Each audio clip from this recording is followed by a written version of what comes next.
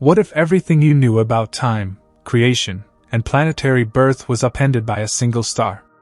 Imagine this, a planetary system so ancient that it formed before the Milky Way, the very galaxy we call home, had even taken shape. This isn't science fiction. This is real. A real star. With real planets. And it existed before our galaxy's familiar spiral arms even stretched across the cosmos.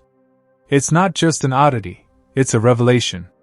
It's called Kepler 444, and it may be one of the greatest cosmic anomalies we've ever found. But before we continue, subscribe to the channel so you don't miss out on any of these videos. We tend to think of the universe as progressing in a certain order. First came the Big Bang. Then the first stars. Then the galaxies, formed from clouds of hydrogen gas. Then those stars exploded, forging heavier elements. Then planets formed around newer stars rich in metals, and eventually, on one of those planets, life emerged. That's the classic timeline. A comforting one, full of progressive logic. But what if planets, rocky, Earth-like planets, started forming far earlier than we ever imagined? Before there were enough heavy elements? Before galaxies like ours even had the structure to support such intricate systems? That's the puzzle Kepler 444 throws in our face. This discovery doesn't just stretch the age of planetary systems, it rips a hole through the assumed sequence of cosmic evolution. It implies that the recipe for making planets didn't need to wait for countless generations of star deaths to enrich the universe with the elements necessary to build them. Somehow, this star and its planets defied the odds. Somehow, this system came into being in a young, metal-poor universe, when even the concept of complex structures like solar systems seemed out of reach. In the vast timeline of the cosmos, the birth of Kepler 444 is shockingly early. The universe is about 13.8 billion years old.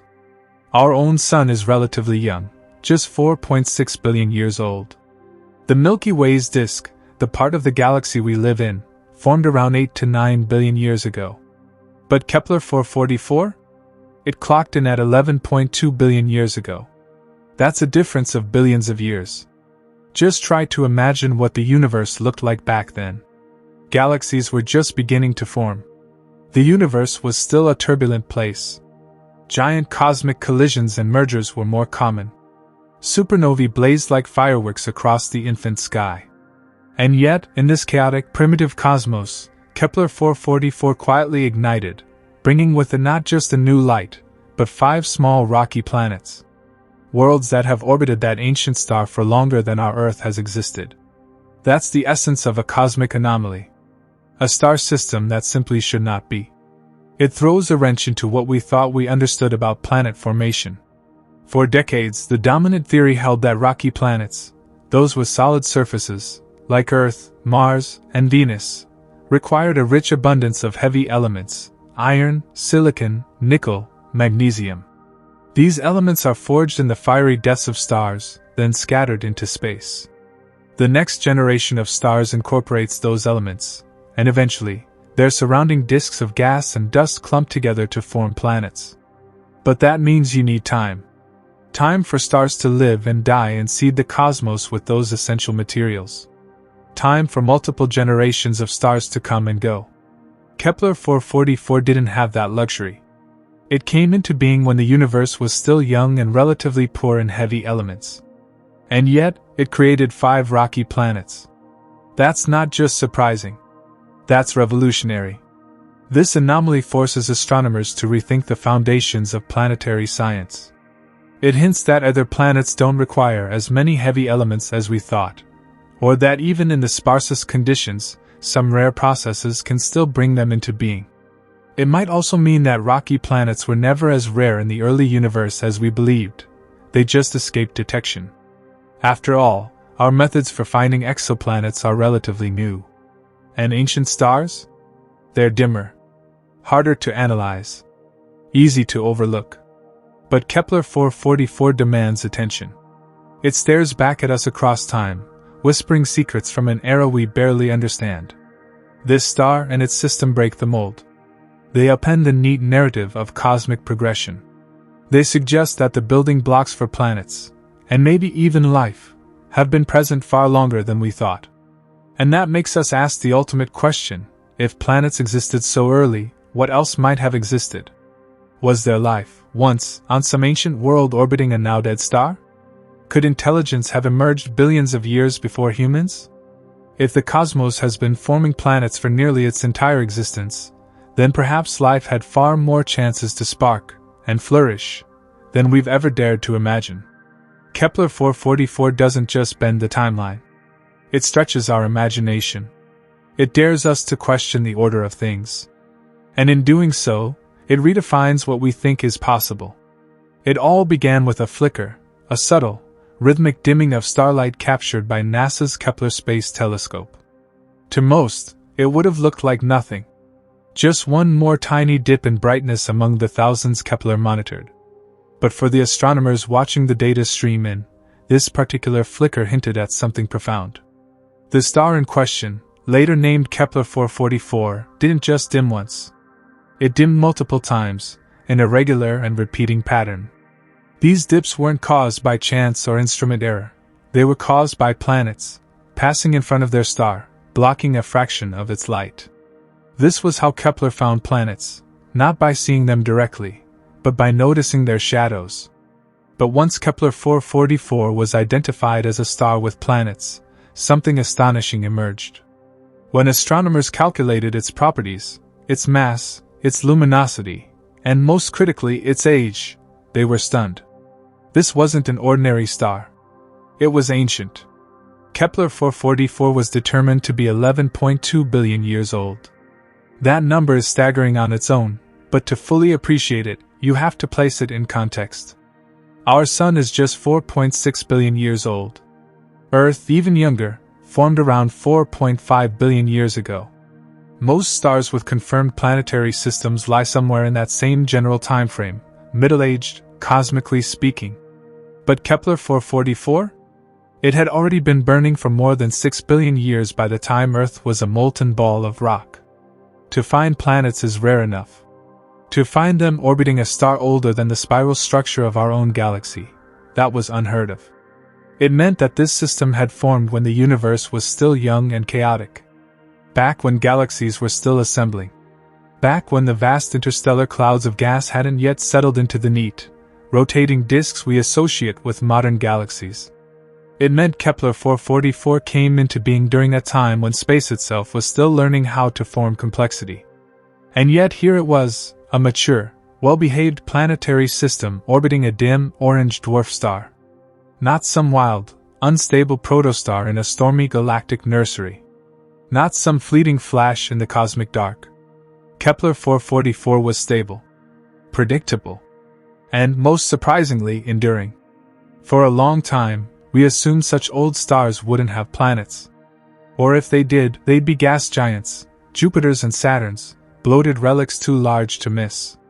But Kepler 444 didn't play by those rules. It had rocky planets. Small ones.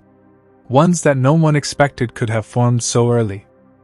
This discovery didn't just push boundaries, it redrew the map. Before Kepler 444, astronomers generally believed that planetary systems like ours were a relatively late development in cosmic history. But this single star, found thanks to a telescope tirelessly watching the sky, proved otherwise.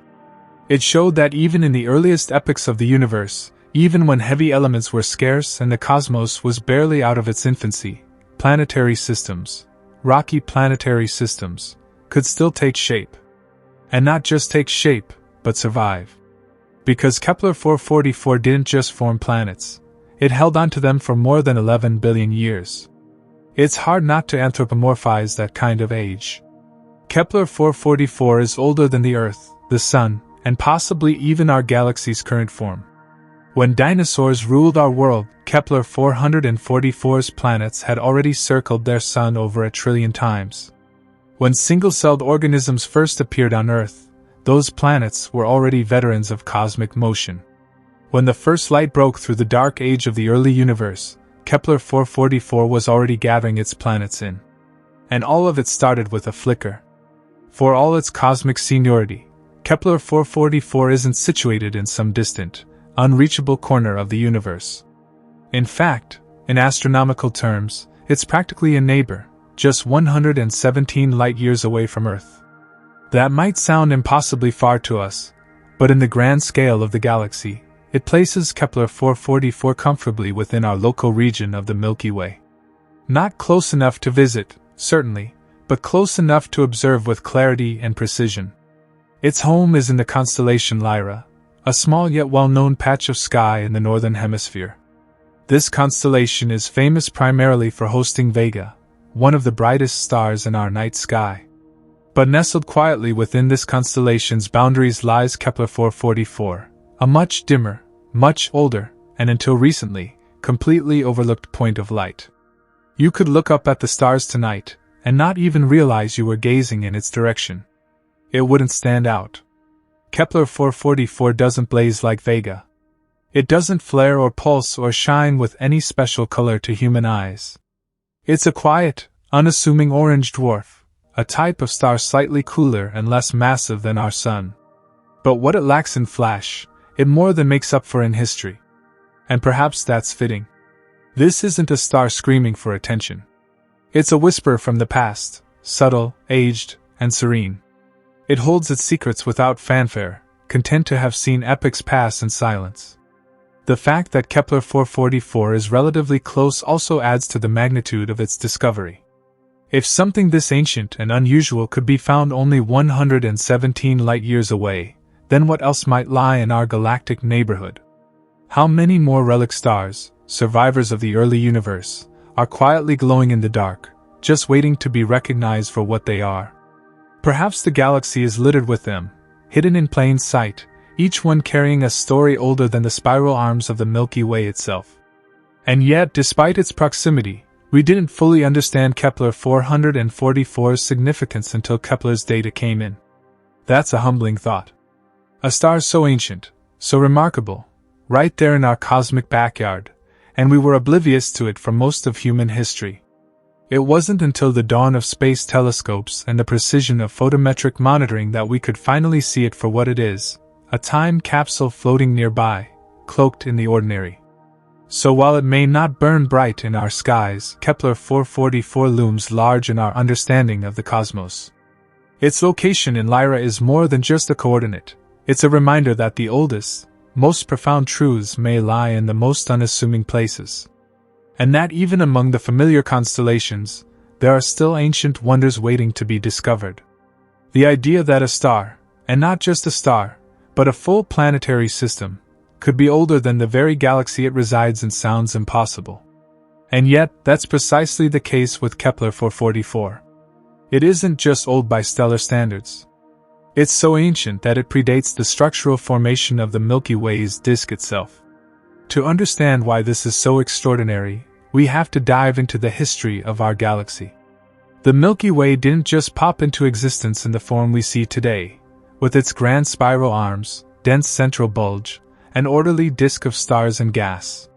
Like all galaxies, it grew through chaos. It began as smaller clumps of matter, dark matter halos, pockets of hydrogen gas, gradually coming together through gravitational attraction.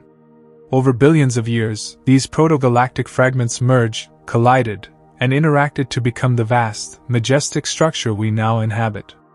But the specific structure we call the galactic disk, the thin, pancake-shaped region where most of the galaxy's stars, planets, dust, and life-bearing worlds reside, didn't form right away.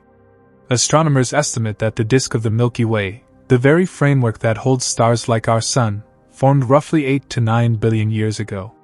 That's when things settled down enough for stars to begin forming in a flatter, rotating structure. Now compare that to Kepler 444. This star, based on incredibly precise asteroseismology measurements, is 11.2 billion years old.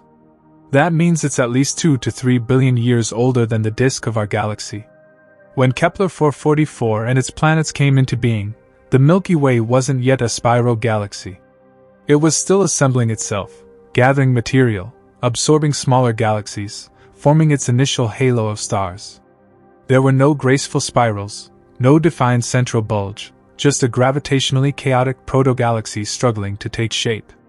So how does a star like Kepler 444 end up inside the galactic disk if it formed before the disk even existed? The answer lies in the galaxy's layered structure. You see, the Milky Way isn't just a flat disk, it has a halo, a thick disk, and a bulge, all composed of stars of varying ages and compositions. Kepler 444 likely originated in the thick disk or halo region, a place where older stars tend to reside. Over time, as the galaxy evolved and matured, gravitational interactions may have slowly nudged Kepler 444 into the thinner, more populated galactic disk we now observe. But regardless of where it began, the key point remains: this planetary system is older than the very environment around it.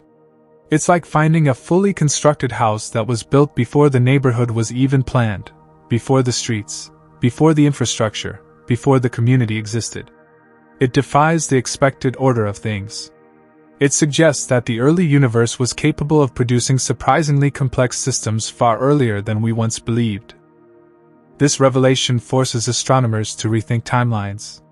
If stars with rocky planets existed before the galaxy's main star-forming region even coalesced, then planetary formation must have been an active process much earlier in cosmic history. It wasn't something that needed an orderly, metal-rich galactic disk to begin.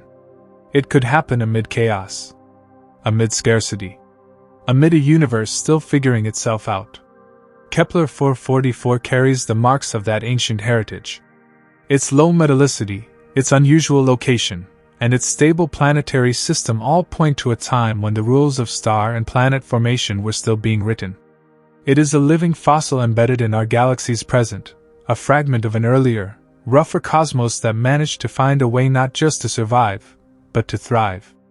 That it exists today, still orbiting in peace after nearly 3 times the lifetime of our solar system, is more than a scientific curiosity. It's a cosmic statement.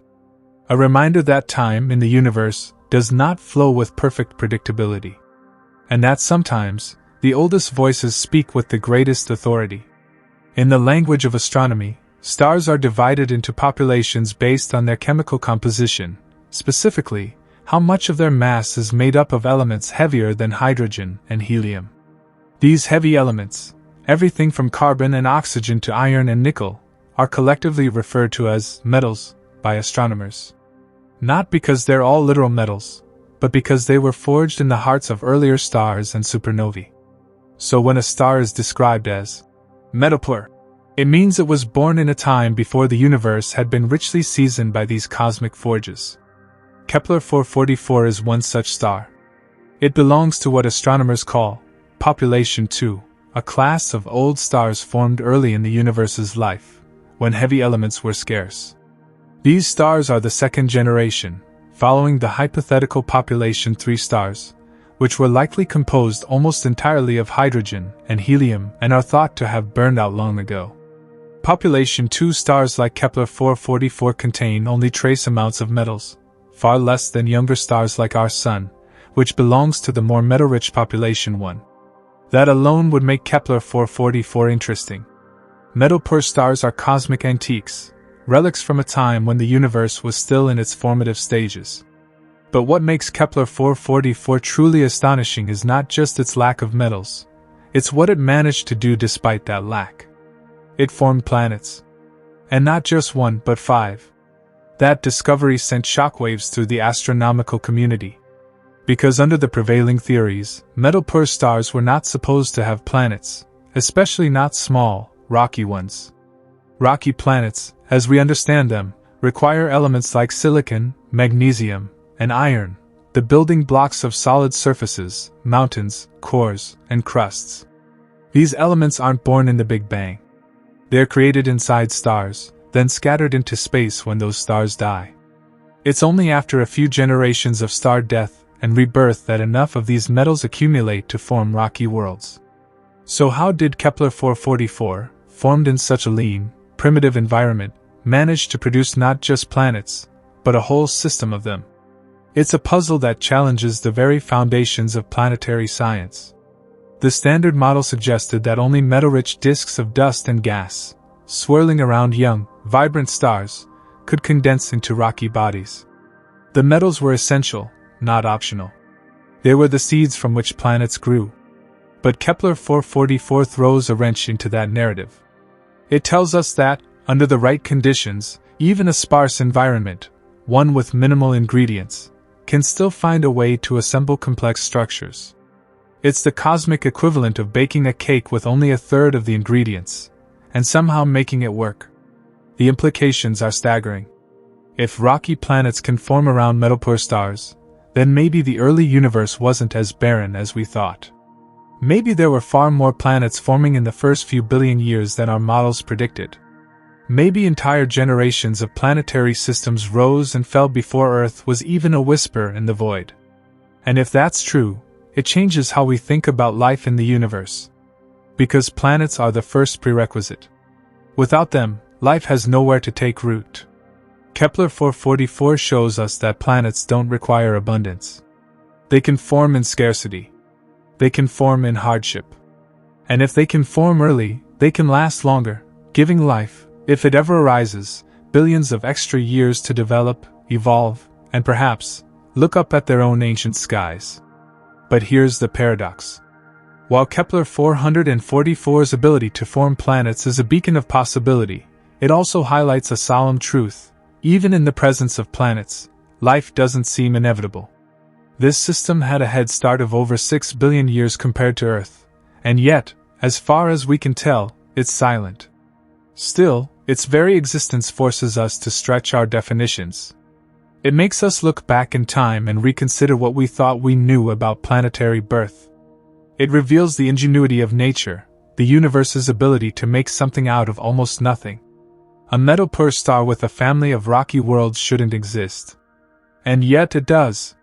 Orbiting this quiet, ancient star are 5 worlds, small, rocky, and unlike anything we ever expected to find in such a hostile corner of time. Kepler 444 doesn't have the enormous gas giants we might expect from a system forged in such primitive conditions. It doesn't host Jupiter-like or Neptune-like titans. Instead, it has 5 terrestrial planets, all smaller than Earth, all orbiting in tight proximity to their parent star. This detail is both stunning and telling. Rocky planets are difficult to form even in metal-rich environments, and yet here, in a system that predates the Milky Way's disk, 5 of them emerged. Each one is slightly smaller than Earth, with radii ranging from about 0.4 to 0.75 times Earth's size. These aren't bloated exoplanets puffed up by heat or gas. They're compact, dense, real, solid worlds, likely with iron cores and silicate mantles, much like Mercury or Mars. What's more, their presence wasn't some vague suggestion from indirect measurements.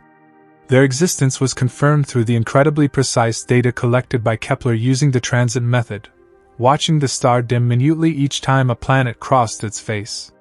The dips in brightness were consistent, repeatable, and periodic. This wasn't noise. It was the unmistakable signal of planetary bodies making regular revolutions around their star. Now consider the scale of what that means. Not 1 rocky world. Not 2. But 5.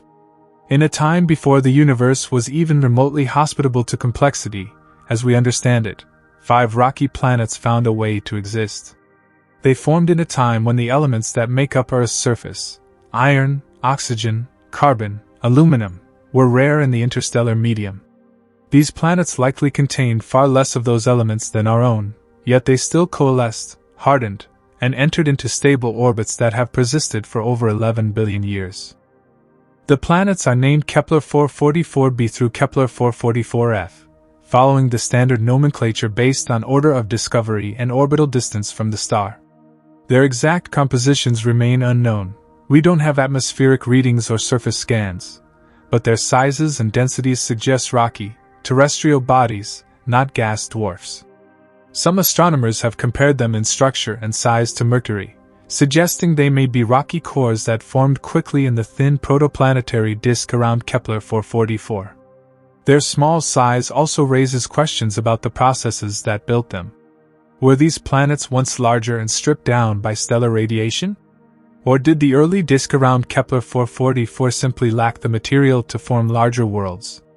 Both scenarios are plausible. A weak metal content in the disk may have limited planet-building materials, restricting the maximum size planets could achieve. Alternatively, these worlds may have formed at their current sizes and endured billions of years without major atmospheric accretion or mass loss. But perhaps what's most mind-bending is not just that these planets exist, but that they have existed for so long. They formed 11.2 billion years ago, only about 2.5 billion years after the Big Bang. That means that long before Earth ever formed, long before our Sun ever lit up, long before the Milky Way's disk coalesced, these 5 rocky planets were already orbiting their star.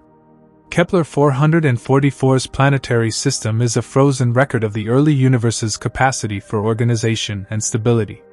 It's as though someone reached back into prehistory and found a modern machine, working, efficient, and durable. We often ask whether the universe favors life, complexity, or even planetary formation at all. Kepler 444 provides part of the answer. It suggests that even in the harshest, most resource-scarce environments, planets can still arise. Nature doesn't need perfect conditions, it only needs enough time and enough gravity. And yet, as we look at those 5 ancient worlds, the silence is deafening. These are not places we expect to find thriving ecosystems or alien cities. They're more likely to be sterile, scorched rocks, baked by the intense radiation of their host star. But still, they are planets, real ones, solid ones, worlds that have known 11 billion sunrises, worlds that have existed longer than life on Earth. And that longevity forces us to ask, if life never arose there, why? And if it did, where is it now? We may never know the true nature of Kepler 444's planets. But even in our ignorance, their presence tells a compelling story. It tells us that planet formation is not just a quirk of recent cosmic history. It's something that's been happening for almost the entire history of the universe. And that, in turn, opens the door to a universe full of ancient possibilities, worlds that had a head start on evolution, civilization, and perhaps even extinction. Incredibly, the 5 rocky planets orbiting Kepler 444 don't sprawl across vast distances like the planets in our own solar system. Instead, they huddle tightly together, squeezed into a space so compact that all 5 of them would fit well within the orbit of Mercury. They are, quite literally, clinging to their parent star. Each of these worlds races around Kepler 444 at blistering speeds. The innermost completes a full orbit in less than 4 Earth days. Even the outermost of the 5 finishes its year in just about 10 days. Compared to Earth's leisurely 365-day journey around the Sun, these planets are locked in a gravitational dance that is both dizzying and mesmerizing. Day, night, year, all are collapsed into time frames so short they almost blur together. This ultra-compact arrangement is known in astronomy as a tightly packed planetary system, and it's something we've started to recognize more and more with the advent of precision exoplanet detection missions like Kepler. But Kepler 444 stands out because of its extreme age. Most compact systems we've found orbit much younger stars. To find such a delicate structure that has remained gravitationally stable for over 11 billion years is astonishing. Stability is the key word here. Systems like this are inherently fragile. The closer planets are to their star, and to each other, the more they tug on one another through gravity. Small perturbations can cause chaotic orbital shifts, resonance lock-ins, or even catastrophic ejections. And yet, for over 11 billion years, the 5 planets of Kepler 444 have held their orbits, unfazed by time. No evidence of major disruption. No sign of planetary collisions. Just a quiet, unchanging harmony that defies the age and volatility of the early universe. It's like discovering an ancient clock, not just intact but still ticking with perfect precision. And it begs the question, how? There are a few theories. One is that the system formed this way, calm, ordered, and geometrically precise from the beginning. In that case, the protoplanetary disk around Kepler 444 must have been unusually symmetrical and smooth, allowing planets to form and settle into tightly packed orbits without significant interference. Another possibility is that any unstable elements were already purged from the system long ago. Perhaps additional planets once existed and were ejected early on, leaving behind only those few that could coexist peacefully. It's also worth noting that these planets may be locked in gravitational resonances, special orbital relationships where the gravitational tugs between planets cancel out instead of build up. In our own solar system, Jupiter's moons Io, Europa, and Ganymede are locked in a 1:2:4 resonance, which stabilizes their otherwise chaotic orbits. If something similar is happening in the Kepler 444 system, it could explain how such proximity hasn't led to disaster. But beyond the mechanics, there's something poetic about this arrangement. These worlds are perpetually racing around their star in a cosmic sprint that's lasted nearly the full lifetime of the universe. Their years are shorter than our weeks. Their skies, if they have atmospheres, would change dramatically in hours, with their star never far from zenith. Any observer on the surface of one of these planets would witness a stellar environment in overdrive, days that fly past, temperatures that never relent, and a sky dominated by the blazing, permanent presence of their sun. And because the planets are so close to Kepler 444, the gravitational influence of the star likely causes tidal locking. This means each planet always shows the same face to its star, one hemisphere in eternal daylight, the other in endless night. That's a dramatic departure from our own world's cycling of day and night, and it raises fascinating questions about the environments that could exist on such planets. Could there be a twilight ring, an area between the dark and light sides, where temperatures are more moderate? Or are these planets simply scorched and barren throughout? Regardless of their habitability, the configuration alone is scientifically golden. These kinds of systems offer a unique window into the physics of planet formation and orbital mechanics under extreme conditions. In Kepler 444, we find not just ancient planets, but ancient orbital stability, a rare trait even among younger systems. It's not just the planets that have survived the test of time, but the very order of their movement. Their tight, unflinching paths around their star are a testament to cosmic balance, a kind of silent choreography set in motion when the universe was still learning to build stars, and somehow never interrupted. It's a marvel of endurance, of simplicity meeting elegance, and of the raw power of gravity to hold order in place even as the cosmos ages around it. If there's any lingering mystery in their orbital layout, it's this: why did the universe, in such a turbulent and metal-poor era, produce such a delicately balanced and enduring system? Was it luck? Was it inevitability? Or is it a clue, an indicator that tight systems like these were more common in the early universe than we've realized? We may never know the answer. But we do know that Kepler 444's planetary orbits are a cosmic anomaly wrapped in symmetry, a set of 5 ancient worlds rushing endlessly around a star that never stops watching them circle. Despite the poetic elegance of their motion and the awe-inspiring stability of their ancient orbits, the planets of Kepler 444 are not the kinds of places where life, at least as we know it, could flourish. For all their endurance and age, they are ultimately victims of their proximity to their star, doomed by the same tight orbits that have preserved their harmony. These 5 rocky worlds are simply too close to Kepler 444, basking in levels of stellar radiation that would turn any Earth-like environment into a hellish furnace.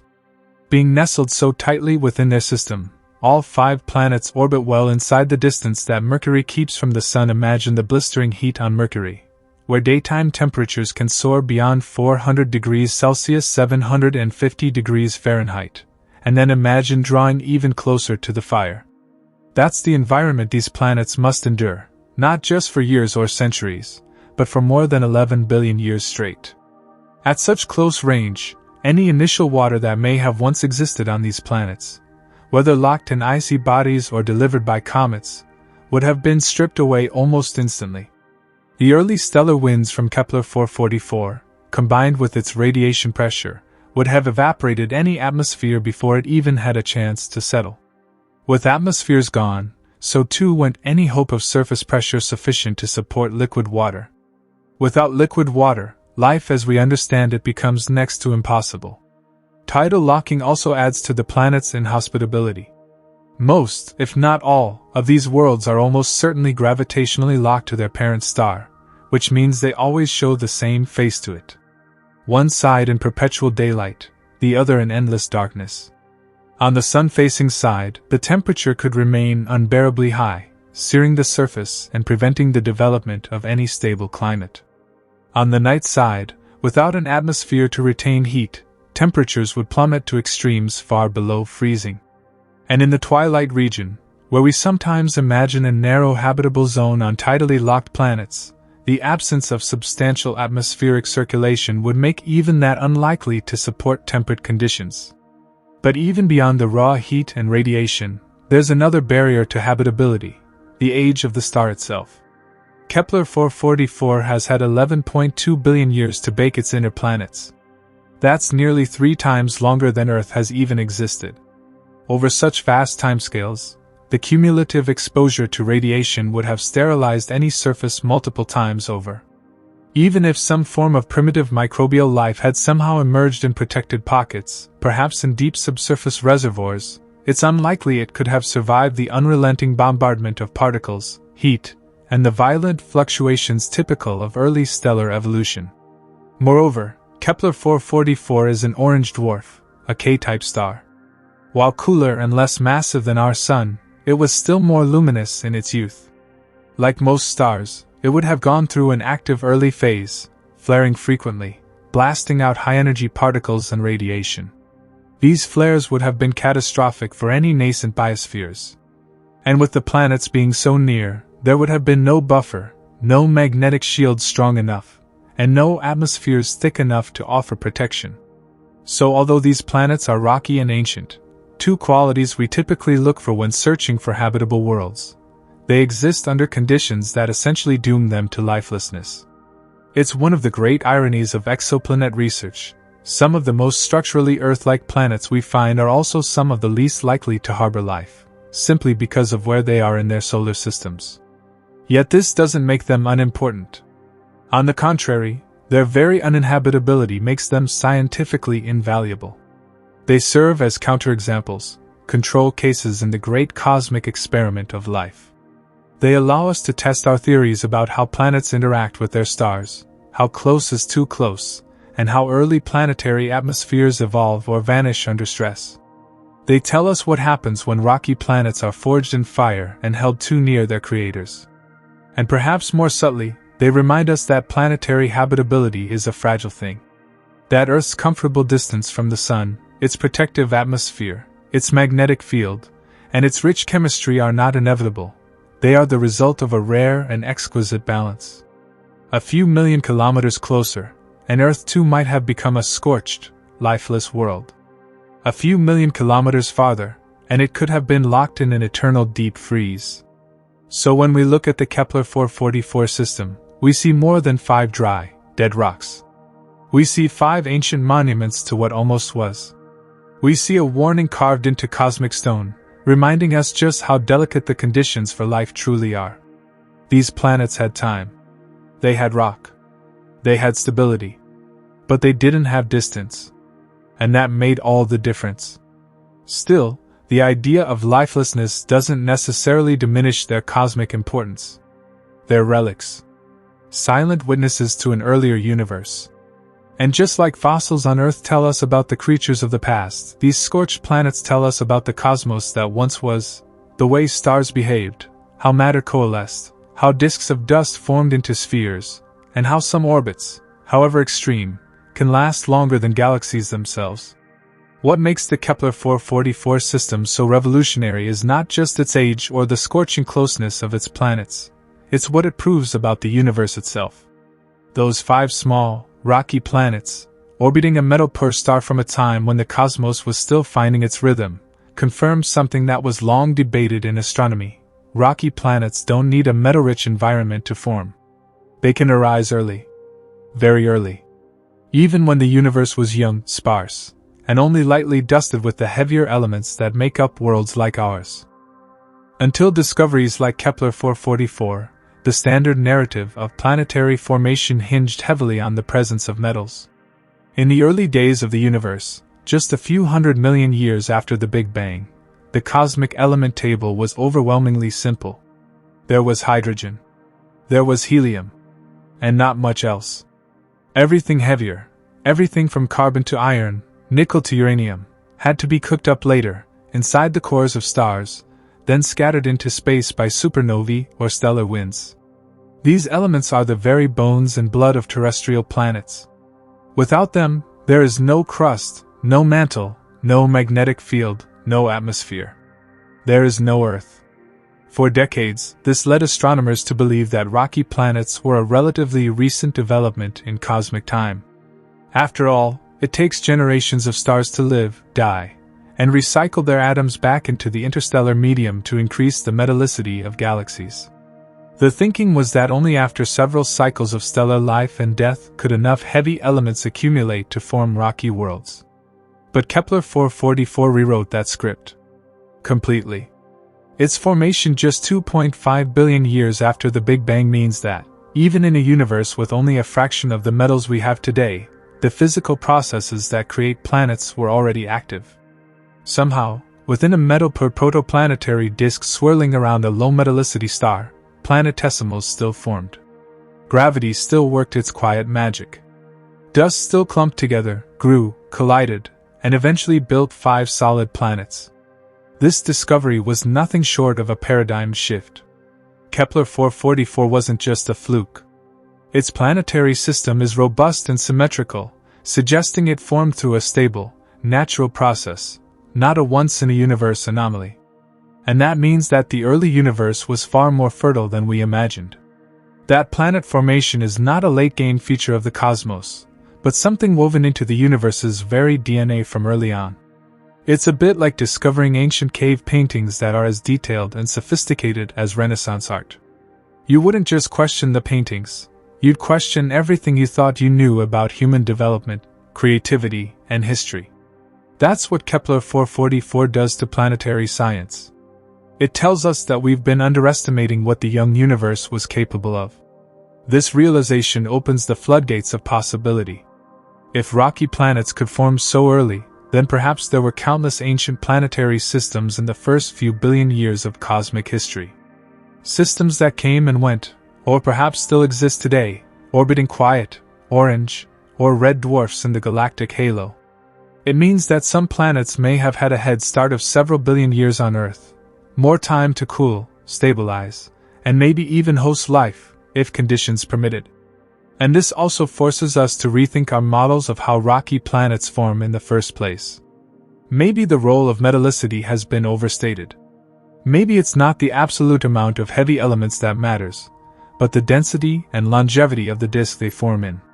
Maybe planet formation is more about disk dynamics, magnetic fields, and local turbulence than the mere presence of iron or silicon.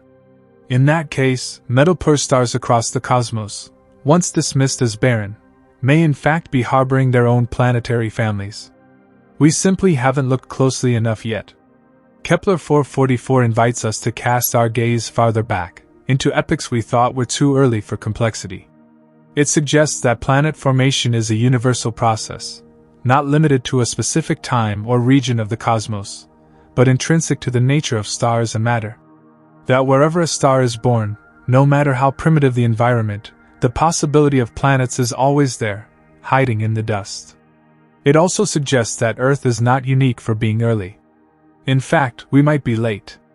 Latecomers to a cosmic party that began long before we even existed. A party where planets were already forming, orbiting, and dying while our galaxy was still learning how to spin. The implications stretch even further. If rocky planets were forming this early, and if even a small fraction of them had stable environments, then life had many more opportunities to begin than we thought. Entire civilizations could have risen and fallen in the time it took our sun to ignite.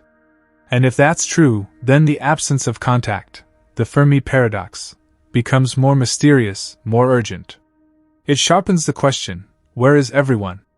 We now know the universe was building worlds at a time when it had barely started building galaxies. That's not just a testament to cosmic ingenuity, it's a window into our own origins. Because if rocky planets could emerge when the universe was only a fifth of its current age, then the forces that shaped Earth were not rare or recent. They were ancient, widespread, perhaps even inevitable. And it means that Kepler 444 is not just an outlier. It's a messenger from the early universe, reminding us that our story, Earth's story, might be far from the beginning. We may be a chapter in the middle of a cosmic book that began writing worlds long before we had the eyes to see them. The discovery of Kepler 444 sent an unmistakable ripple through the scientific community. It wasn't just another entry in the growing catalog of exoplanet systems. It was a revelation, a direct challenge to a foundational belief held for decades. The belief that the early universe, with its severe scarcity of heavy elements, was inhospitable to the formation of rocky planets. Before Kepler 444, astronomers largely agreed that significant planetary formation, especially of small, solid, Earth-like worlds, required a high concentration of metals. That meant rocky planets were assumed to be a relatively late arrival in cosmic history, appearing only after multiple generations of stars had seeded the cosmos with the necessary elements through supernovae. Kepler 444 turned that idea on its head. Here was a system that shouldn't exist by those standards. A star with 5 rocky planets orbiting so tightly that they completed entire years in mere days. And yet this star was more than 11 billion years old. It wasn't just old, it was born at a time when the cosmic landscape was still young, wild, and chemically simple. The heavy elements needed to form Earth-like planets, iron, silicon, aluminum, and carbon, were thought to be far too rare in that era to form solid planets in any meaningful number. The working theory was that these elements had to accumulate through several stellar life cycles before rocky worlds could become common. And then Kepler 444 came along and shattered that timeline. Its planets proved, beyond reasonable doubt, that rocky worlds could form even when those metals were in short supply. It was no longer a matter of speculation or theory, it was data. Cold, hard, confirmed data. For planetary scientists, this was both thrilling and deeply unsettling. The models they had relied upon were now incomplete, if not flawed. They had to go back to the drawing board to reconsider the physics of early protoplanetary disks. Could planets form from smaller dust grains than previously thought? Were early disks somehow more efficient at concentrating what few metals were available? Could gravitational instabilities in a low-metal disk lead to faster, more efficient planet formation? These were suddenly urgent questions. And this wasn't the only impact. Kepler 444 forced astronomers to reconsider not just when planets could form, but how many might already exist that we've overlooked. Metal-poor stars had long been considered unlikely hosts for terrestrial planets, so they were often passed over in surveys and models. With Kepler 444 proving that assumption wrong, the search had to widen. It meant that the population of ancient planetary systems in the universe could be vastly larger than anticipated. This discovery didn't just tweak the Drake equation, it twisted the knobs. If rocky planets were possible much earlier than expected, then the timeline for potential life-bearing worlds stretches back by billions of years. That means life could have had a much longer head start, if it ever emerged on one of these early rocky worlds. The fact that Kepler 444's planets are too hot for life doesn't diminish the implication, it enhances it. Because if this system could form planets under such extreme, inhospitable conditions, then it stands to reason that other, more temperate ancient systems may exist as well. We just haven't found them yet. And the age, 11.2 billion years, isn't just a number. It represents more than 80% of the entire age of the universe. Think of it. While Earth is barely middle-aged in cosmic terms, these planets have been orbiting their stars since galaxies were still colliding and coalescing at a ferocious rate. They've survived the chaos of the early cosmos, the radiation storms of their youth, the gravitational pulls of galactic mergers, and the slow swirl of stars around the Milky Way's core. That kind of survival isn't just rare, it's profound. The scientific community didn't just see Kepler 444 as an interesting anomaly. They saw it as a warning that their theories were incomplete. That the universe might be far more competent at building planets than we'd ever imagined. That the conditions we once thought were necessary might only be ideal, not essential. It also introduced a new term into the field's vocabulary: galactic archaeology. The idea that stars like Kepler 444 are time capsules, fossils in the sky that can tell us about the early universe, not just through their own composition and age, but through the planets they carry with them. By studying systems like this, astronomers realized they could reconstruct the conditions of the ancient cosmos in ways previously thought impossible. Some even speculated that Kepler 444 might be the tip of the iceberg. If a system this old and this well-preserved could be found just 117 light-years away, what else might lie hidden in our galaxy? Perhaps the early universe didn't just sporadically form rocky planets, it may have done so prolifically. Entire generations of planets may have come and gone before our Sun was born. And this raises a more philosophical implication: Earth's place in the cosmos. We've always seen our planet as special, and it is rich in water, temperate, and life-bearing. But it's not early. It's not first. The Kepler 444 system reminds us that we are newcomers to a very old party. That planetary formation didn't begin with us. It began long, long before.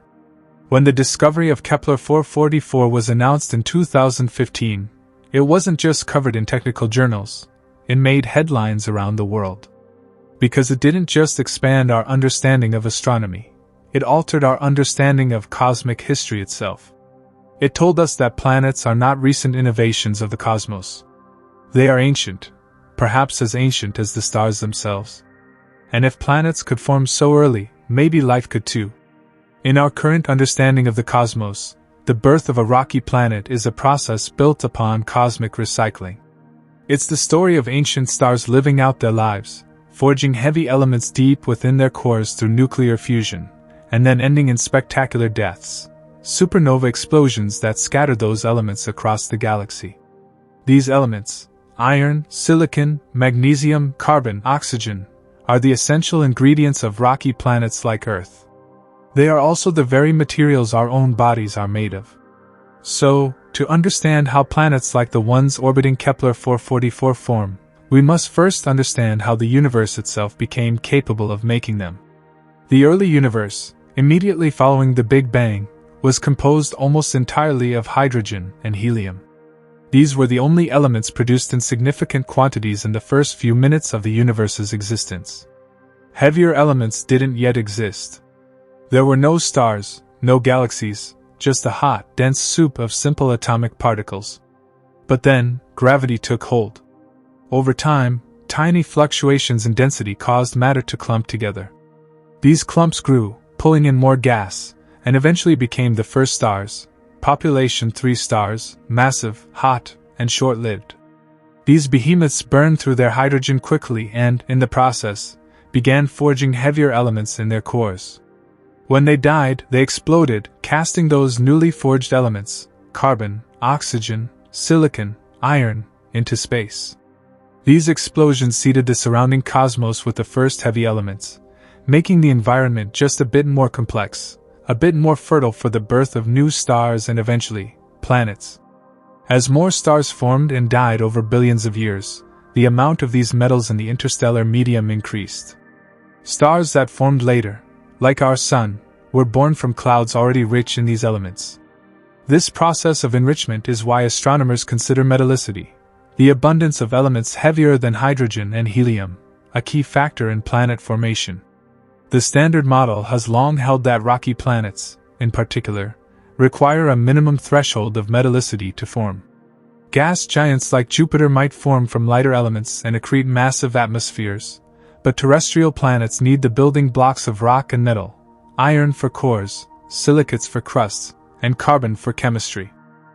In a typical planetary system, the formation begins with a protoplanetary disk, a wide, thin disk of gas and dust left over after a star forms. In this disk, dust grains made of silicates and metal compounds begin to stick together through electrostatic forces. These tiny grains clump into pebbles, pebbles into rocks, and rocks into planetesimals, objects several kilometers wide. These planetesimals collide and merge, slowly growing larger through accretion, eventually forming protoplanets. The inner part of the disk, where temperatures are higher, is where rocky planets form. Here, lighter materials like water ice cannot remain solid, so only rock and metal grains persist. This is why rocky planets like Mercury, Venus, Earth, and Mars are found closer to our Sun, while gas giants and icy bodies reside farther out. But this process assumes a sufficient supply of dust grains, of metals. In a metal-poor disk, the initial building blocks would be fewer and farther between. That should make the process inefficient, if not entirely unfeasible. Fewer grains means slower growth. Slower growth means planetesimals may spiral into the star before they grow large enough to resist the star's gravitational drag. And yet, Kepler 444's system exists. Its 5 planets are evidence that rocky planet formation can occur even in environments with a fraction of the metals found in our own solar system's birth cloud. This challenges one of the core assumptions of planetary science, that metallicity is a strict barrier. Perhaps it's not. Perhaps even a small amount of metals, properly distributed, is enough to seed a disk. Perhaps other factors, like disk temperature, lifespan, magnetic turbulence, or even the gravitational interplay between early planetesimals, play a more critical role than we once thought.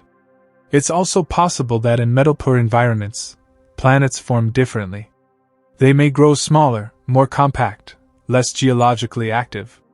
They may lack atmospheres or magnetic fields due to iron deficiencies. In this sense, the planets of Kepler 444 are not just old, they are fundamentally different in their makeup. They are alien not only in space, but in origin. And yet they're made of the same basic principles: gravity, dust, time. They were born from a disk that, though poor in metals, still obeyed the same laws of physics that guide the birth of planets everywhere. In this way, the Kepler 444 system becomes a kind of Rosetta Stone. It allows astronomers to peer back into a version of the universe where the odds were stacked against planet formation, and still see it happen. These planets show us that the universe doesn't wait for ideal conditions. It builds with what it has. The core of each planet likely contains some iron, even if in smaller amounts than Earth. Their surfaces are probably dominated by silicates, or even more exotic materials, perhaps lacking the volcanic diversity we see on our own planet. Without strong magnetic fields or thick atmospheres, they may be more like Mercury, dead, cratered, and scorched. But even in that barrenness lies insight. These are the kinds of worlds that help us test our theories about how planets evolve, what materials are essential, and how time sculpts them. What makes this especially profound is the sheer timescale involved. These planets have existed since the dawn of our galaxy. They are older than any Earth rock. Older than Earth itself. They've endured every galactic event since the formation of the Milky Way's spiral arms, the collisions with dwarf galaxies, the rise and fall of other stars. And still they orbit. Still they whisper, silently, to the instruments that finally found them. Instruments built by beings on a far younger world, using the very metals forged in earlier stars, the same kind of metals these planets help prove aren't always necessary.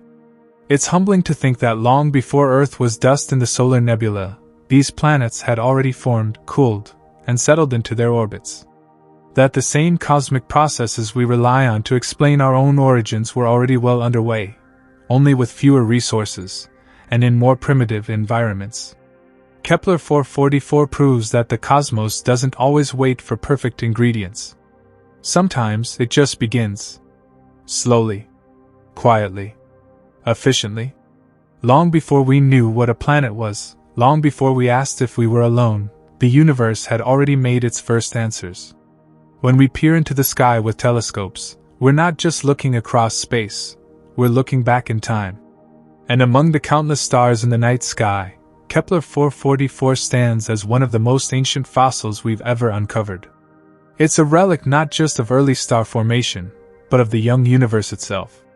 In a sense, Kepler 444 is a preserved cosmic artifact, a silent witness to a time when the universe was still assembling its most fundamental structures, when galaxies were forming, stars were igniting, and the first heavy elements were just beginning to take shape.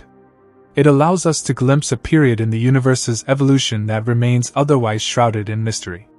While light from distant galaxies can show us what the universe looked like billions of years ago, Kepler 444 offers something those distant signals can't: proximity. At just 117 light-years away, it resides in our cosmic neighborhood. That means astronomers can study it in great detail, its spectrum, its planets, its behavior, without the distortions and dimness that plague observations of truly remote objects. Think of Kepler 444 as a time capsule. Its very existence tells us what kinds of stars were forming 11.2 billion years ago. Its planets tell us that even in an era when the periodic table was still in its infancy, complex structures were already emerging. The system is a bridge between now and the universe's formative years, stable, enduring, and rich with information. In geological terms, it's like finding a perfectly preserved trilobite in rock strata that date to the dawn of complex life. In biological terms, it's like discovering a living organism that hasn't changed since the Precambrian era. In cosmic terms, it's rarer still. The early universe was a very different place from the one we know today. It was hotter, denser, and far less chemically diverse. Galaxies were still assembling, colliding more frequently, and lacking the grand spiral arms we see today. The interstellar medium was sparse in the elements required for complex chemistry. And yet, here is Kepler 444, formed in that raw, elemental environment, possessing not just stability, but 5 planets that have endured every cosmic upheaval since. By studying this system, astronomers gain insight into the efficiency of early star and planet formation. It teaches us that the universe began organizing itself very quickly after the Big Bang. The first stars appeared within a few 100 million years, and just 2 billion years after the universe's birth, planets like those around Kepler 444 were already forming and settling into orbit. And because Kepler 444 is a population 2 star, low in metals and composed mostly of primordial hydrogen and helium, it acts as a marker of a time before the galaxy was enriched with heavy elements. Studying its light, its spectrum, and its planets helps astronomers reverse engineer the conditions that existed when it was born. It allows researchers to test models of stellar evolution, chemical enrichment, and galactic development under conditions that would be impossible to replicate or observe otherwise. Its planets, in particular, are clues to the early stages of planetary architecture. These 5 worlds, small and tightly packed, suggest that even under metal-poor conditions, gravity and time can work their magic to create complexity. And they've held steady, stable orbits, no major perturbations, for over 11 billion years. That kind of long-term harmony hints at a resilience in early planetary systems we hadn't previously anticipated. This matters deeply when it comes to the search for life elsewhere in the cosmos. If planets could form in such ancient times, then life, if it ever took root, had billions of years more than Earth has had to evolve, diversify, and potentially spread. Kepler 444 may not be a cradle for life, given the proximity of its planets to their star and the lack of temperate conditions, but the principle it demonstrates is profound.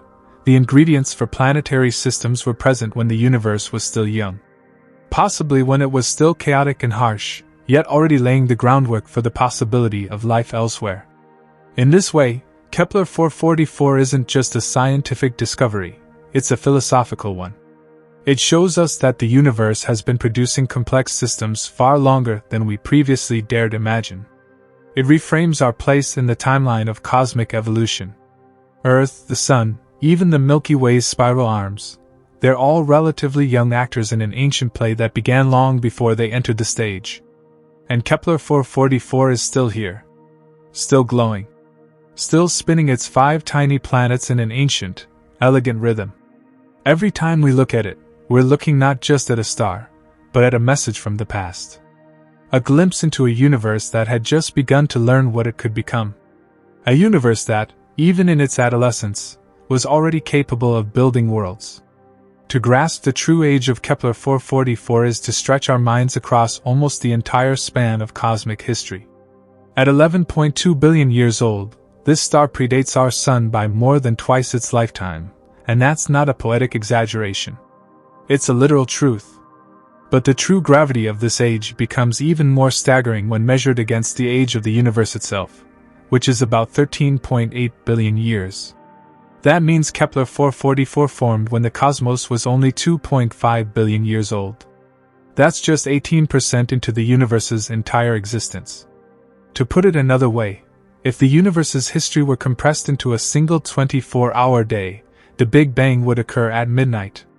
The Sun would form around 4 p.m. Earth's earliest life would appear shortly after, around 4:30 p.m. The dinosaurs wouldn't show up until after 11 p.m., and modern humans just seconds before midnight.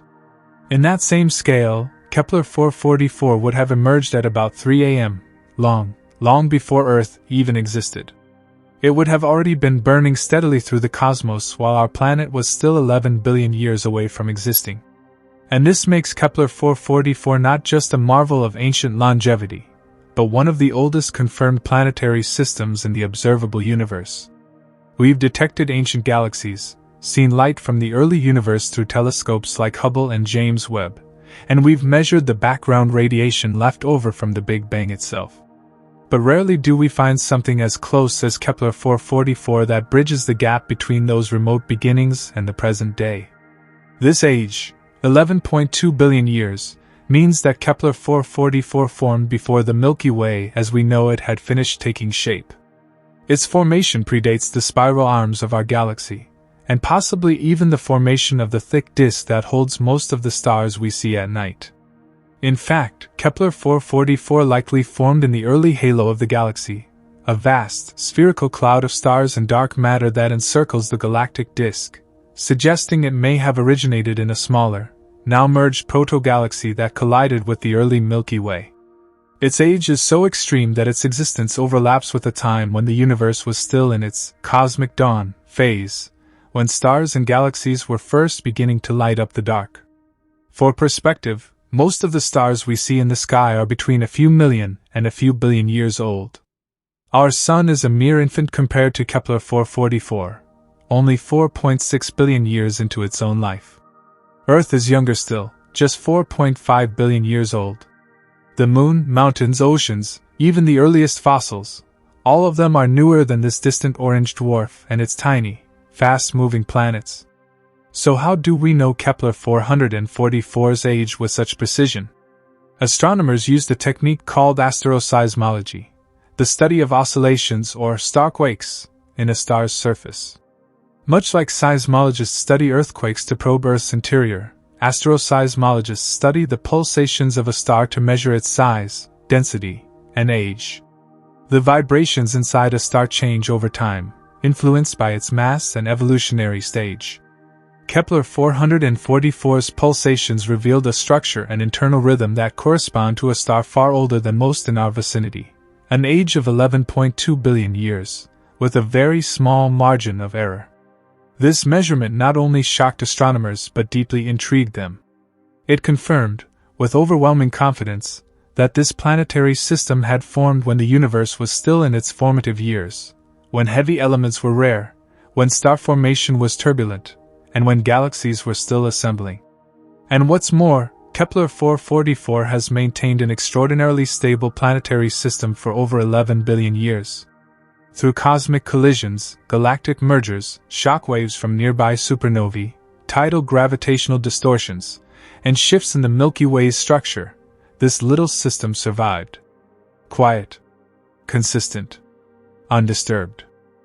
We often talk about age in numbers, but numbers don't always capture depth.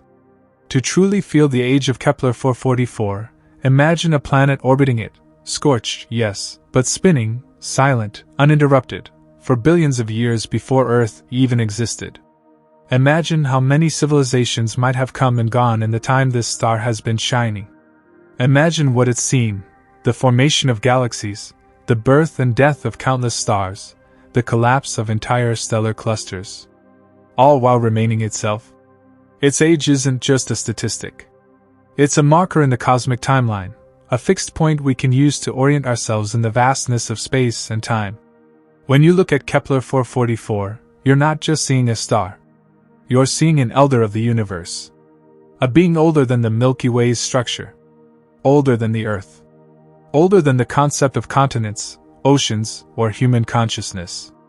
And it's still burning. Before the sun ever lit up the skies of a barren Earth, before our solar system coalesced from a swirling disk of gas and dust, before there were even the ingredients to form the rocky planet we now stand upon, Kepler 444 had already formed its family of worlds.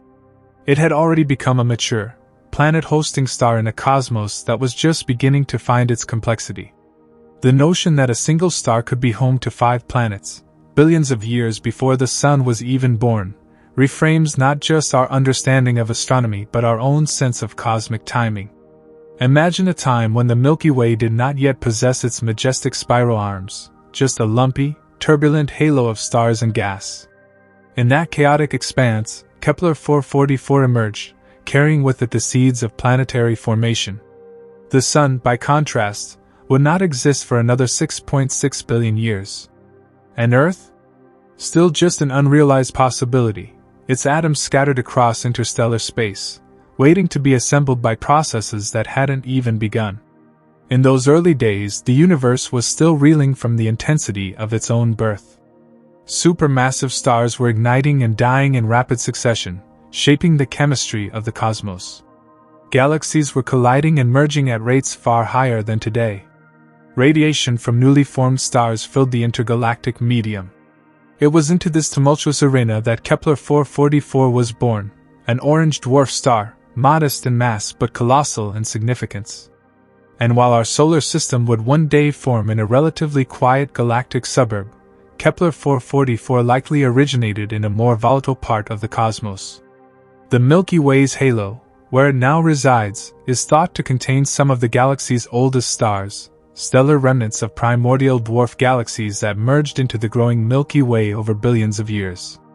Kepler 444 may have been part of such a merger.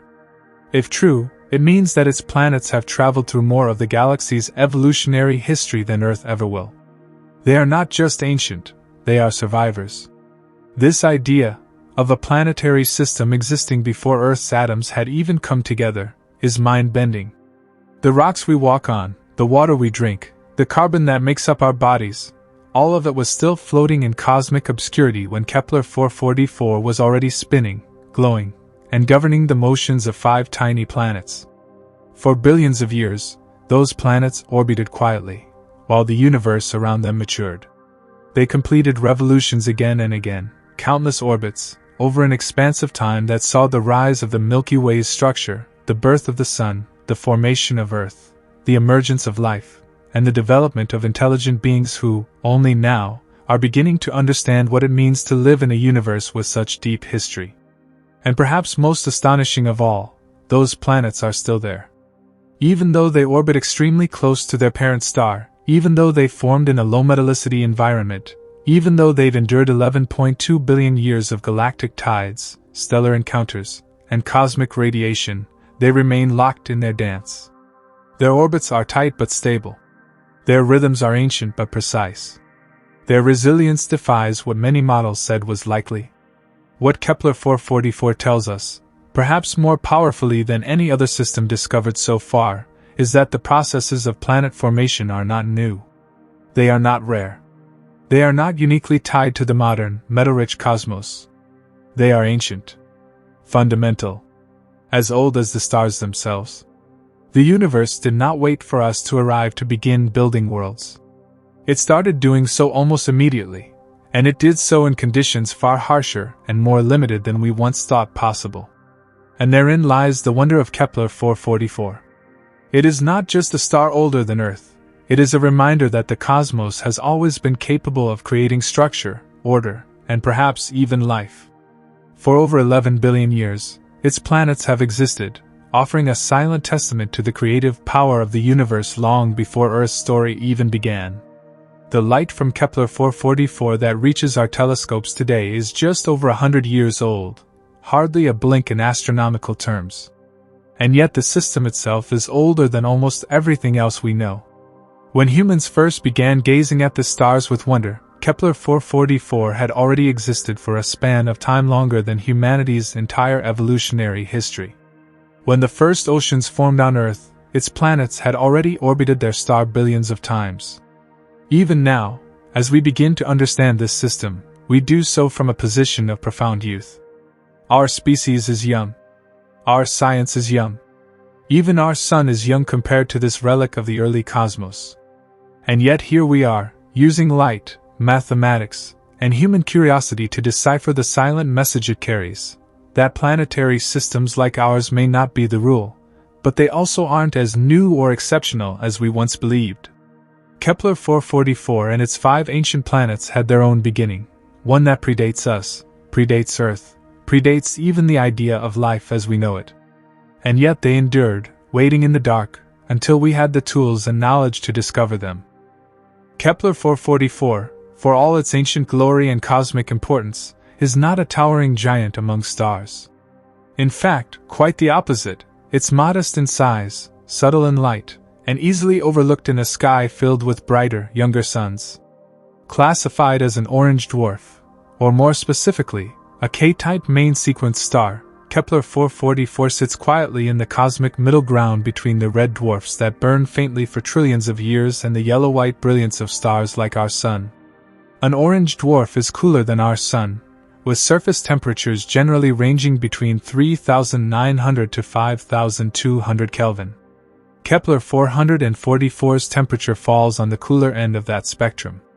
It emits less energy, produces less ultraviolet radiation, and shines with a more amber hue, giving it that soft, golden-orange glow that would bathe its planets in a warm but dimmer light than the white daylight we experience on Earth. In terms of mass, Kepler 444 is smaller, too, about 0.76 times the mass of our Sun.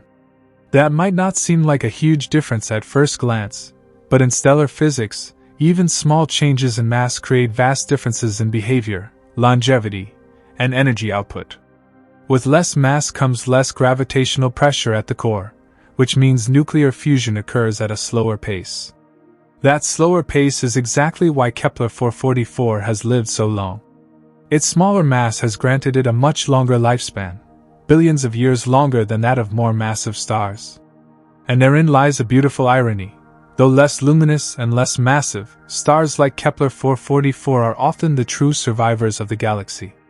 They live quietly, burn steadily, and avoid the violent fates of larger stars.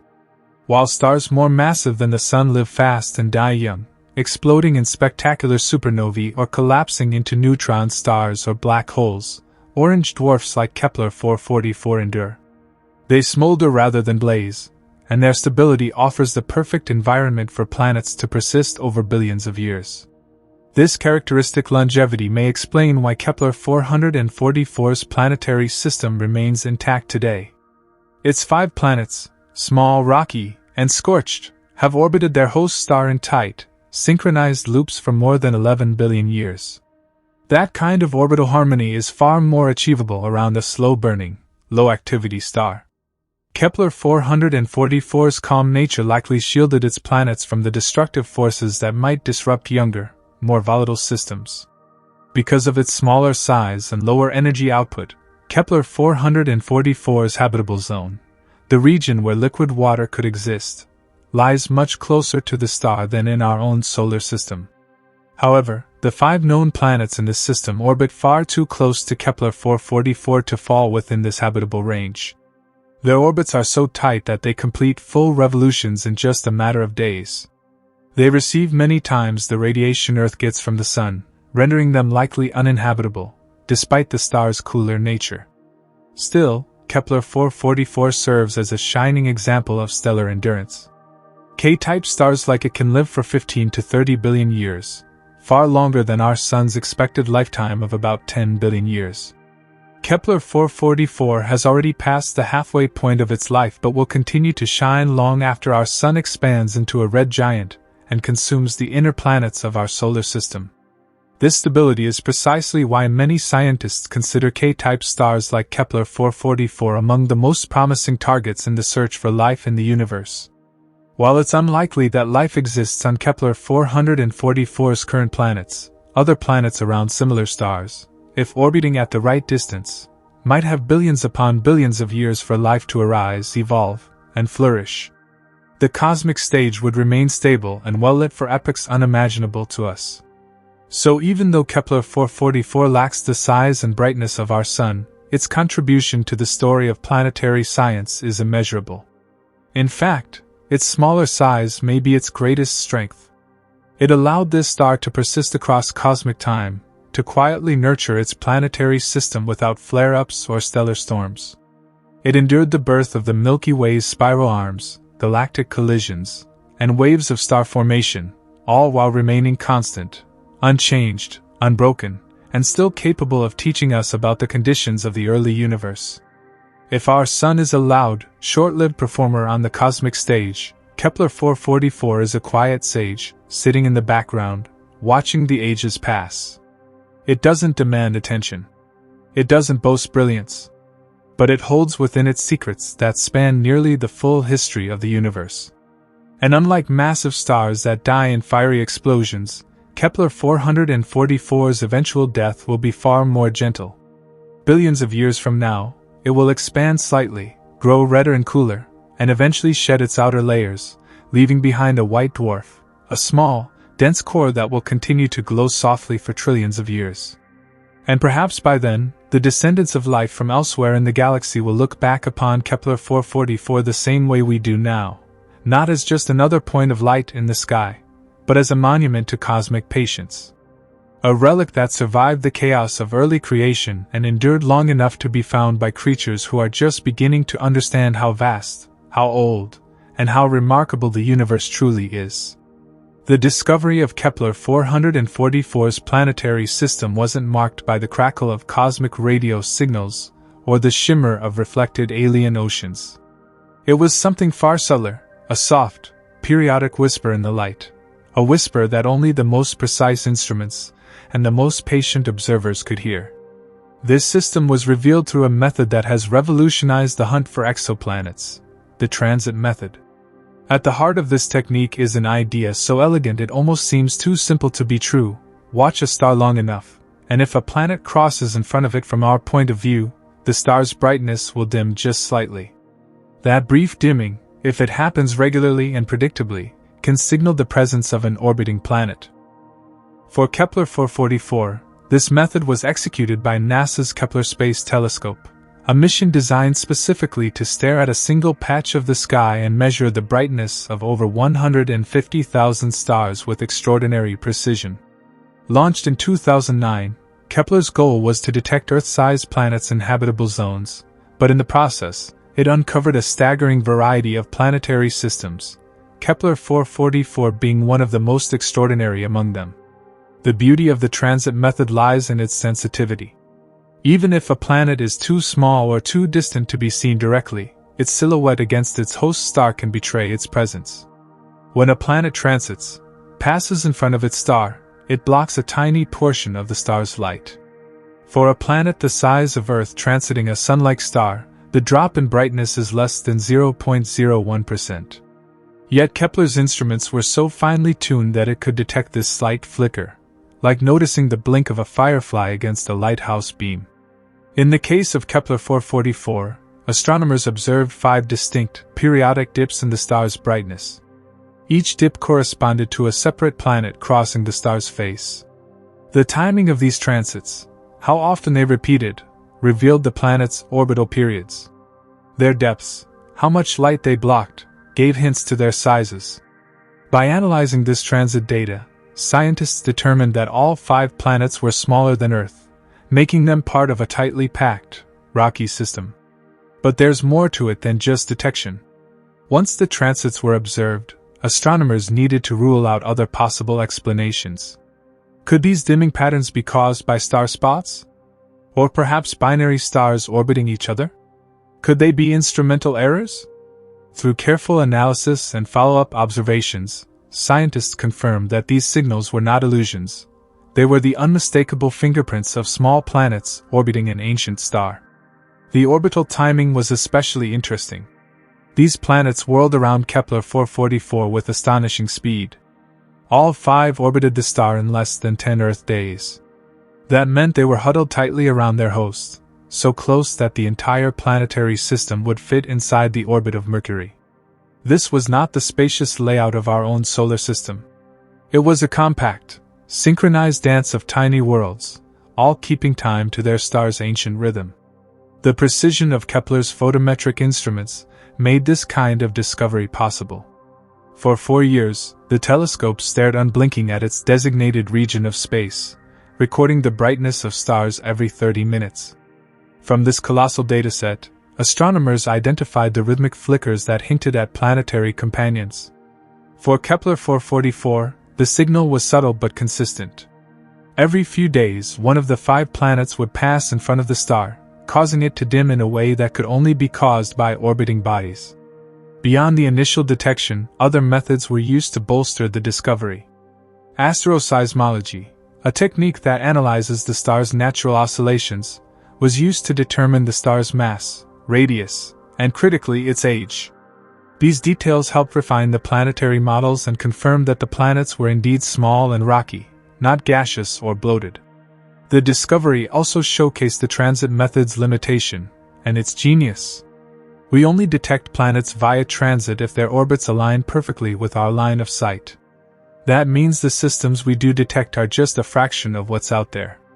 For every system like Kepler 444 we can see, there may be countless others just slightly misaligned, hiding their planets from our direct view. And that's what makes this detection even more powerful. The fact that we caught this tiny, ancient system in such a precise geometric configuration is like finding a needle in a multidimensional haystack. But this isn't just about detection, it's about trust. The transit method gave astronomers not just a glimpse, but a confident declaration. Here are 5 Earth-sized planets, orbiting a star 11.2 billion years old. Their orbits are precise.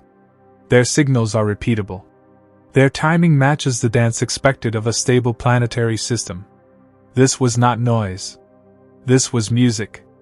And it's worth remembering that this kind of discovery wasn't even possible just a few decades ago. The first exoplanet around a Sun-like star wasn't confirmed until 1995. Now, not only are we finding planets, but we're characterizing entire systems, measuring orbital periods down to the hour, and inferring the chemistry of atmospheres light years away. Kepler 444 is a triumph not just of cosmic coincidence but of human ingenuity. A star barely visible to the naked eye, dimmed just a fraction of a percent by planets smaller than Earth, was studied and decoded using nothing but the subtle light it beamed across space. We didn't have to travel there. We just had to watch, measure, and understand.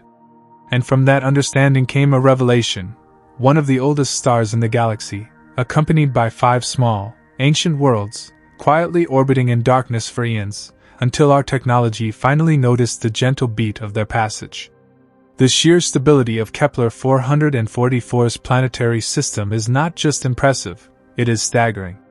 To remain intact and dynamically balanced for over 11 billion years in a galaxy that has undergone countless changes, collisions, and violent transitions is to achieve a kind of cosmic serenity that most systems could never dream of.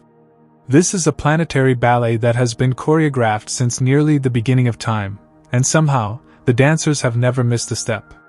From a dynamical perspective, maintaining a planetary system in perfect rhythm over such an immense time span is anything but simple. Stars are not stationary fixtures in the galaxy.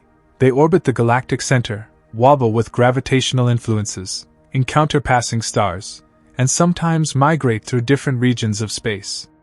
The Milky Way itself has absorbed smaller galaxies over the eons. And yet, through all of this, Kepler 444's 5 rocky planets have remained tightly packed in their orbits, moving with clockwork precision. Consider the layout: 5 planets, all smaller than Earth, orbiting incredibly close to their parent star, so close that the entire system could fit within the orbit of Mercury. This means they are not just close to their star, but close to each other as well. Under normal conditions, such proximity can easily lead to chaos. Gravitational interactions can cause orbital resonances, instabilities, and even ejections. In younger systems, it's not uncommon for planets to migrate inward or outward over time, to swap orbits, or to collide entirely. But in Kepler 444's case, this tightly packed structure hasn't just survived, it has persisted, unwavering, since before the Milky Way's spiral arms had even taken shape. This kind of longevity tells us something profound. The system was born stable. Its architecture was carved from the start with a natural harmony, orbital distances, masses, and gravitational tugs that perfectly counterbalance one another. Each planet moves at just the right speed, in just the right position, to avoid disruptive resonances or orbital crossing.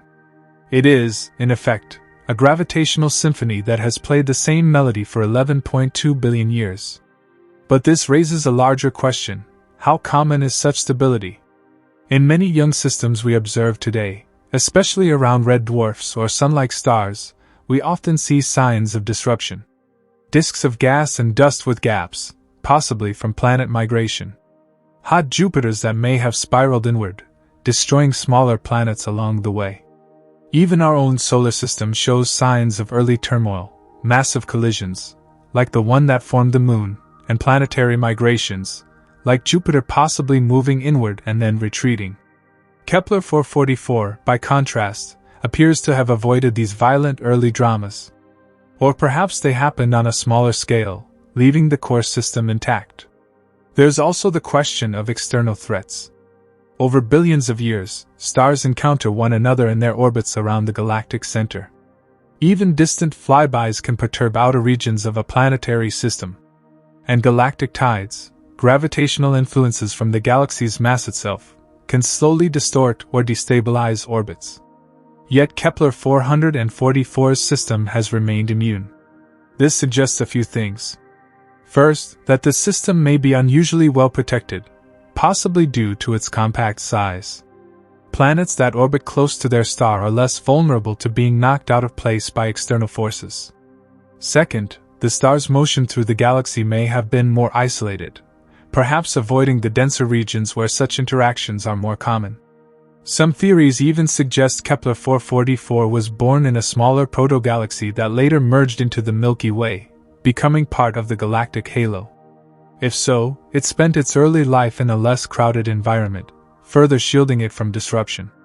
And once it entered the Milky Way proper, its orbits and its structure were already hardened, set in gravitational stone. The implications of this stability are vast. In our search for life beyond Earth, one of the key factors we look for is time. Life, as we know it, doesn't arise instantly. It takes hundreds of millions, sometimes billions, of years for biology to evolve from simple molecules into complex organisms. For that to happen, a planetary system must be not just habitable, but stable. And not just for a short burst, but for an eon. Kepler 444 proves that such stability is not a fantasy. It's a cosmic reality. A system that could, under the right conditions, offer life the continuity it needs to flourish for a time frame that dwarfs even Earth's history. True, the planets in Kepler 444 are almost certainly too close to their star to host life as we understand it. They are likely too hot, their atmospheres long since stripped away by stellar radiation, their surfaces scorched and barren. But the principle still holds. If such a compact, ancient system can persist so long in perfect balance, then it stands to reason that there are others, perhaps farther from their stars, perhaps within habitable zones, that are just as stable, just as old, and perhaps not as lifeless. The story of Kepler 444 is not just one of age, it is one of endurance. The planets have endured the rage of a young galaxy, the gravitational tide of billions of years, and the decay of time itself. And still they spin. Not randomly. Not erratically. But predictably, calmly, like ancient gears in a cosmic machine that has never stopped working. In a universe defined by entropy and collapse, Kepler 444 is a testament to order. A rare system where the laws of gravity, mass, and motion came together so perfectly that time itself could not unravel them. It is not only an ancient relic, it is a model of longevity. A reminder that in the vast symphony of space, some notes are held far longer than we ever imagined possible. If planets like those around Kepler 444 existed over 11 billion years ago, it poses one of the most profound and unsettling questions in all of astrobiology. Are we late to the party? In human terms, we often think of ourselves as the pinnacle of creation, the most recent result of billions of years of cosmic evolution. And yet, the discovery of Kepler 444 suggests that planetary systems, including small rocky planets, were already forming at a time when the universe was barely past its turbulent adolescence. If these planets were forming when the universe was just 2.5 billion years old, then the window for life to begin, perhaps even intelligent life, was open long before Earth existed. This radically shifts our frame of reference. Earth formed 4.5 billion years ago, and complex life took nearly that entire time to evolve. Civilization, technology, and sentience? Those are brand new in cosmic terms, mere seconds on the universal clock. But what if other planets had a 6 billion year head start? That's more time than the Earth has even existed. If the evolutionary process occurred at a similar pace elsewhere, civilizations could have risen and fallen, multiple times, before the Sun was even born. And that possibility brings with it a sense of eerie awe. Could alien societies have already formed their own languages, cultures, machines, even starships, eons before our ancestors had discovered fire? Could entire galactic empires have come and gone in the silence of deep time? Civilizations that we will never know about because they existed before Earth had cooled enough to form oceans. If intelligence arose on one of Kepler 444's planets, or on a similar world around another ancient star, then those beings could have reached technological maturity while our solar system was still just dust and ice. They might have looked out at the stars, long before we did, and wondered if they were alone. They might have asked the same questions we ask now: what is the nature of the universe? Where did we come from? Are we the first, or just the latest? It's an intoxicating thought, and a humbling one. And yet, when we observe Kepler 444 today, we detect no signs of life. No radio signals.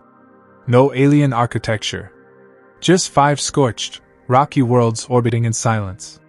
They are too close to their star, their surfaces likely blasted by radiation, their atmospheres, if they ever had them, long since stripped away. They are not, by any stretch, likely cradles of life. But their very existence forces us to confront the timeline of possibility. If rocky planets could form early, then habitable ones could have formed early too, perhaps not in this system, but somewhere. Somewhere else in the ancient cosmos, there may have been another star, with a planet just the right distance from its sun, with liquid water, a stable climate, and billions of years to evolve complexity. And this leads directly into the heart of one of the greatest questions of all, the Fermi paradox. If the universe is so old, and planets so common, and time so plentiful, then where is everyone? Kepler 444 only deepens the paradox. Because it confirms that the conditions for life, at least the physical platforms like rocky planets, have existed for most of the universe's history. If life is common, and intelligence a likely outcome of evolution, then the silence we observe today becomes more mysterious, not less. There are many possible answers to this riddle. Perhaps life is incredibly rare, and we are truly an anomaly. Perhaps intelligent life tends to destroy itself before it can reach the stars. Perhaps civilizations exist, but they remain hidden, uninterested, or simply too far away to communicate. Or perhaps, most hauntingly, we are not late to the party, but rather the first to arrive. But the discovery of Kepler 444 and its planets makes that harder to believe. It shows us that Earth is not the oldest home for worlds. Not even close. Our planet is part of a late-generation system. And while Kepler 444's own planets may not be habitable, the fact that they exist at all suggests that other ancient systems, with more favorable conditions, could have formed life eons ago. It's also worth asking what early life might even mean in a cosmic context. If intelligent beings evolved 6 or 7 billion years before us, their technology could be so advanced that we wouldn't recognize it. Their existence may have transcended the physical, or moved beyond biological life altogether. They might not be sending signals we could detect, or even occupying our same dimensional framework. Maybe we can't find them because they've long since departed. Or maybe they looked into the night sky, saw a faint orange dwarf named Kepler 444, and wondered if anyone might ever discover its tiny planets, and asked the same questions they did. In that sense, Kepler 444 becomes more than a star. It becomes a mirror, reflecting not just the history of planetary formation, but our own sense of cosmic timing. Our place in a story that began long before we entered the scene. So, are we late to the party? If we are, it's a very quiet one. And yet the lights are still on. The music, if it ever played, is no longer audible. But perhaps the echoes still ripple through the darkness, waiting for someone new to listen. The discovery of Kepler 444 didn't just add another planetary system to our growing catalog. It shattered a deeply embedded assumption in exoplanet science. Before its revelation, most astronomers believed that rocky, Earth-sized planets could only begin forming in large numbers once the universe had been significantly enriched with heavy elements, metals like iron, silicon, magnesium, and oxygen, forged in the cores of earlier generations of stars. In other words, rocky planets weren't expected to appear until the universe had been through at least a few cycles of stellar birth and death. Kepler 444 obliterated that assumption. By showing us that rocky planets existed 11.2 billion years ago, this one system pushed open the temporal window of planet formation by billions of years. It extended the beginning of the planetary era back to a time when galaxies were still assembling, when the Milky Way was just a loose collection of smaller structures, and when the raw materials for life were in their infancy. Kepler 444 didn't just widen the timeline, it deepened it to the very roots of cosmic history. This has massive implications for exoplanet science. First, it challenges our models of planetary formation. The standard theory suggests that rocky planets require certain levels of metallicity in the protoplanetary disk, the cloud of gas and dust from which planets coalesce. Metals act as the seeds for planet formation, clumping together into pebbles, boulders, and eventually full-fledged planetary cores. Early stars, formed shortly after the Big Bang, had very little in the way of metals. So the expectation was that any planets formed in those eras would likely be gas giants, if they formed at all. But Kepler 444, metal-poor, ancient, and still hosting rocky worlds, proved that even with the scarcity of building materials, nature finds a way. This opens the door to countless other ancient systems that might have formed under similar conditions. It suggests that the processes leading to rocky planet formation are not as dependent on metal richness as previously thought. They may be more robust, more flexible, more universal. Second, it radically expands the scope of our searches. If rocky planets could form when the universe was just 2.5 billion years old, then potentially habitable planets may have been forming throughout the cosmos for nearly its entire history. That means we shouldn't only focus our attention on young, metal-rich stars like our Sun. We should also be turning our telescopes toward the older population 2 stars, orange dwarfs, and even stars in the galactic halo or thick disk. These stars, once considered too primitive to host complex planetary systems, may in fact be home to some of the earliest planets in existence. Third, it changes the way we interpret the evolution of planetary systems. Until recently, our baseline assumptions about planetary timelines were rooted in solar system logic.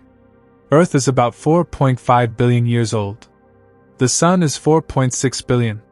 Most known exoplanets, too, are found around stars of similar or younger ages. Kepler 444 rewrites that baseline. It shows that planetary systems can not only form earlier, but persist for staggeringly long periods, long enough to endure galaxy mergers, stellar flybys, and the slow churn of cosmic evolution.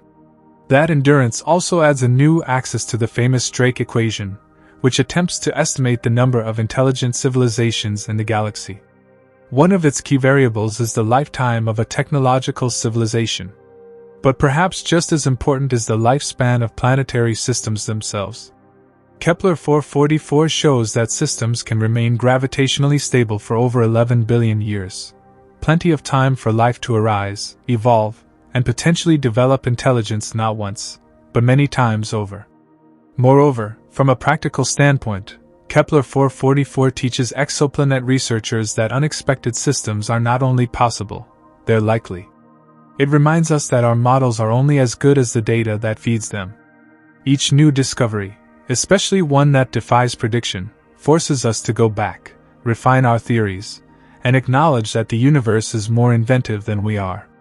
We now must ask, how many more ancient stars like Kepler 444 are out there, quietly orbiting their own set of rocky companions?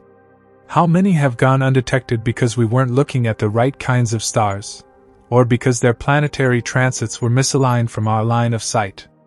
And what about the planets themselves? What can we learn from them? While we can't yet probe the atmospheres of Kepler 444's planets due to their small size and proximity to their host star, future instruments might be able to detect the chemical fingerprints of such ancient worlds. If we find evidence of atmospheres, water, or even prebiotic molecules on planets around other ancient stars, it will confirm not just the presence of planets, but the possibility of ancient life.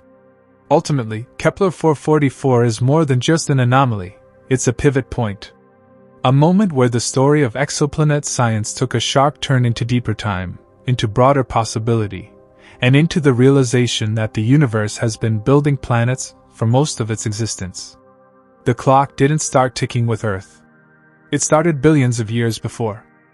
We are now living in an era where telescopes can detect planets hundreds of light years away, where we can estimate the compositions of exoplanet atmospheres, and where missions like TESS, JWST, and Plato are expanding our reach every year. Kepler 444 reminds us to cast our net wider. To look not only at what is likely, but what is possible. Not just at what is nearby, but at what is ancient. The age range for planetary systems didn't just stretch a little with Kepler 444. It exploded. It reached into the deep past, into a time before our galaxy had settled, before the sun existed, before the elements of life were common. And in doing so, it reframed what it means to be a planet in this universe. It means being part of a story that started almost from the beginning. In the quiet glow of Kepler 444, astronomers have found not just a planetary system, but a relic. A fossil. A window into a time when the universe was still young and unrefined.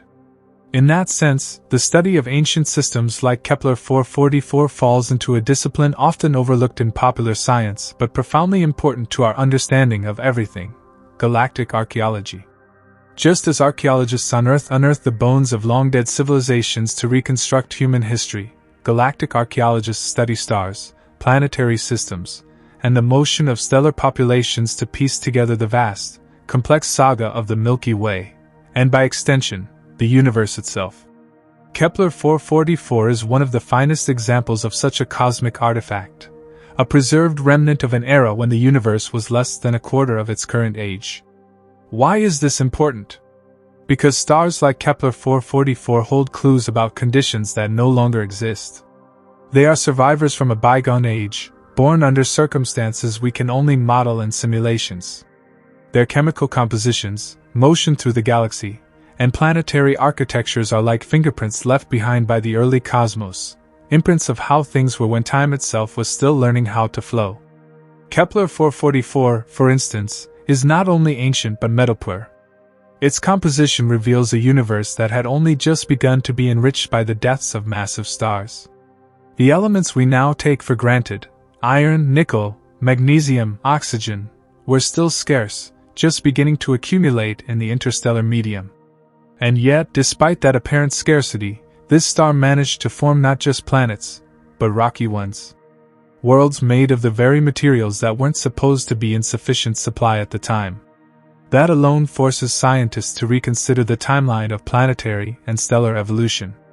It tells us that the first waves of planet formation may have begun earlier than we ever thought possible, and under more restrictive conditions. It also provides insight into the kinds of galaxies that existed in the early universe. Kepler 444 may have originated in a dwarf galaxy or a protostructure that later merged with the growing Milky Way, a story echoed in its current location within the galactic halo and its distinct orbital path. Galactic archaeologists track these stellar paths using advanced data from missions like Gaia, which maps the positions, motions, and velocities of stars across the sky. With that data, they can reconstruct where stars like Kepler 444 came from, how they got to where they are now, and what galactic events they may have witnessed. In Kepler 444's case, this means it has likely orbited the galaxy hundreds of times, experiencing the slow swirl of the Milky Way's gravitational arms, passing through dense star clusters, and witnessing the spiral arms develop and evolve over billions of years. It also likely saw the Milky Way merge with smaller galaxies, cosmic collisions that would have shredded many stars and flung planets into the abyss. Yet Kepler 444 endured. It tells us something not just about the stability of planetary systems, but about the resilience of galactic architecture itself. More broadly, the study of such systems allows us to create a kind of chronological map of the galaxy. By cataloging stars of different ages, compositions, and planetary systems, scientists are beginning to see patterns. Patterns that reveal how and when different parts of the Milky Way came into being. Some regions are rich in younger stars with high metallicity, suggesting recent stellar formation. Others, like the halo, are filled with ancient stars like Kepler 444, relics of the galaxy's primordial assembly. Each of these stars is a data point in an immense story, a story written in light, gravity, and time. And when we study systems like Kepler 444, we're not just looking at a star and its planets. We're reading a page from a cosmic diary that dates back to the dawn of complex structure. Even more fascinating is the idea that Kepler 444's planets have also preserved this story. Their very existence, stable, ancient, unbroken, tells us about the conditions that must have surrounded their birth. They likely formed in a compact, efficient disk of material around their star. That disk couldn't have been very rich in heavy elements, and yet it was dense enough to produce 5 Earth-sized planets. Those planets, orbiting in tight, synchronized loops, may have retained some of the original motion and momentum of the protostellar cloud that birthed them. They are, in a way, time capsules. Not just geological bodies, but ancient celestial witnesses that have silently recorded every cosmic epoch from the early universe to now. This is the essence of galactic archaeology. It's not just about what we can see, but what those observations imply about everything else. When we find a planetary system that has remained unchanged for more than 11 billion years, we're not just finding planets, we're confirming that the processes of order, stability, and creation were in motion long before we ever imagined. It adds depth to our understanding of cosmic evolution. It shows that the universe wasted no time in building complexity. Just a few billion years after the Big Bang, when the first galaxies were forming, and the universe was still largely hydrogen and helium, systems like Kepler 444 were already quietly spinning, assembling rocky worlds, and holding themselves together through gravitational precision. And they've kept doing so, uninterrupted, for more than twice the age of the solar system. In this way, Kepler 444 is like a preserved ruin beneath the sands of time. Not a ruin of decay, but of perseverance. It's not broken, not forgotten. It's a functional monument, still alive, still shining, still circling the galaxy like a beacon from the past. By studying it, we not only learn about planetary science, we learn about the environment of the early universe, about the origins of the Milky Way, about the formation of planetary systems in low metallicity conditions, about what's possible when gravity, time, and patience work together. Galactic archaeology, through objects like Kepler 444, gives us more than just data, it gives us a narrative. A cosmic timeline rich in drama, depth, and unimaginable endurance. The existence of Kepler 444's ancient planetary system forces a dramatic rethink of long-held ideas in planetary science. For decades, the dominant models of planet formation were rooted in the idea that rocky planets, those made of iron, silicon, oxygen, and other heavy elements, required a relatively high metallicity environment to form. That's because those heavier elements, known in astronomy as metals, are produced in the cores of earlier generations of stars. When those stars die in supernovae, they scatter their enriched guts into space, seeding future generations of stars and protoplanetary disks with the ingredients for rock, crust, mantle, and even life. This led to a very intuitive theory.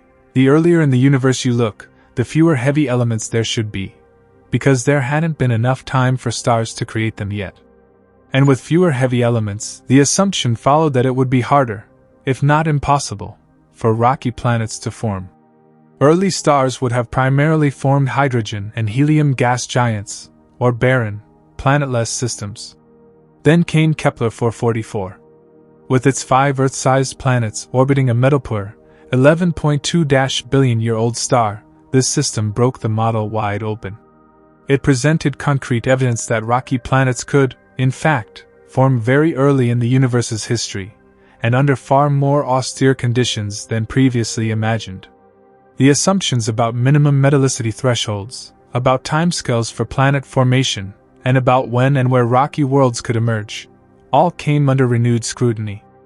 One of the most immediate consequences was a need to revisit the core accretion model, the leading theory of how planets form. This model describes how dust grains in a protoplanetary disk stick together, gradually building up larger and larger bodies through collision and gravitational accumulation. The process is believed to be metallicity dependent. The more dust and solid material available, the faster and more efficiently planetesimals and planetary embryos can form.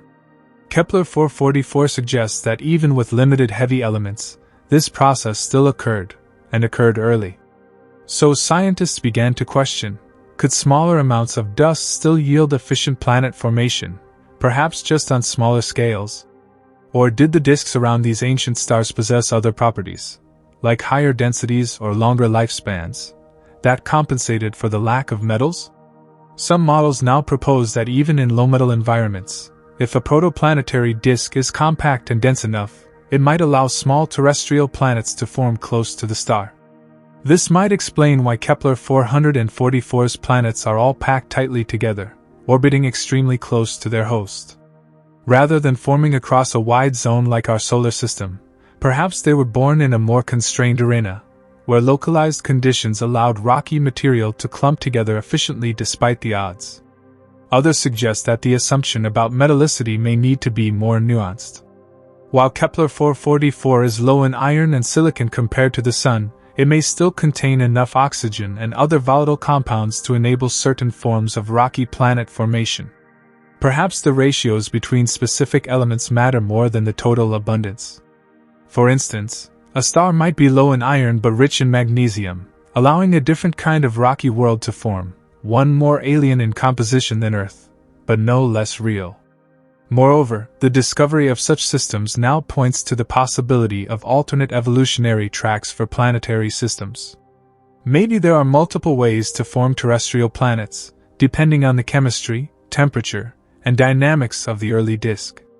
Instead of a one-size-fits-all model, planetary scientists are beginning to embrace a more diverse landscape of formation mechanisms, influenced by local environmental variables rather than universal thresholds.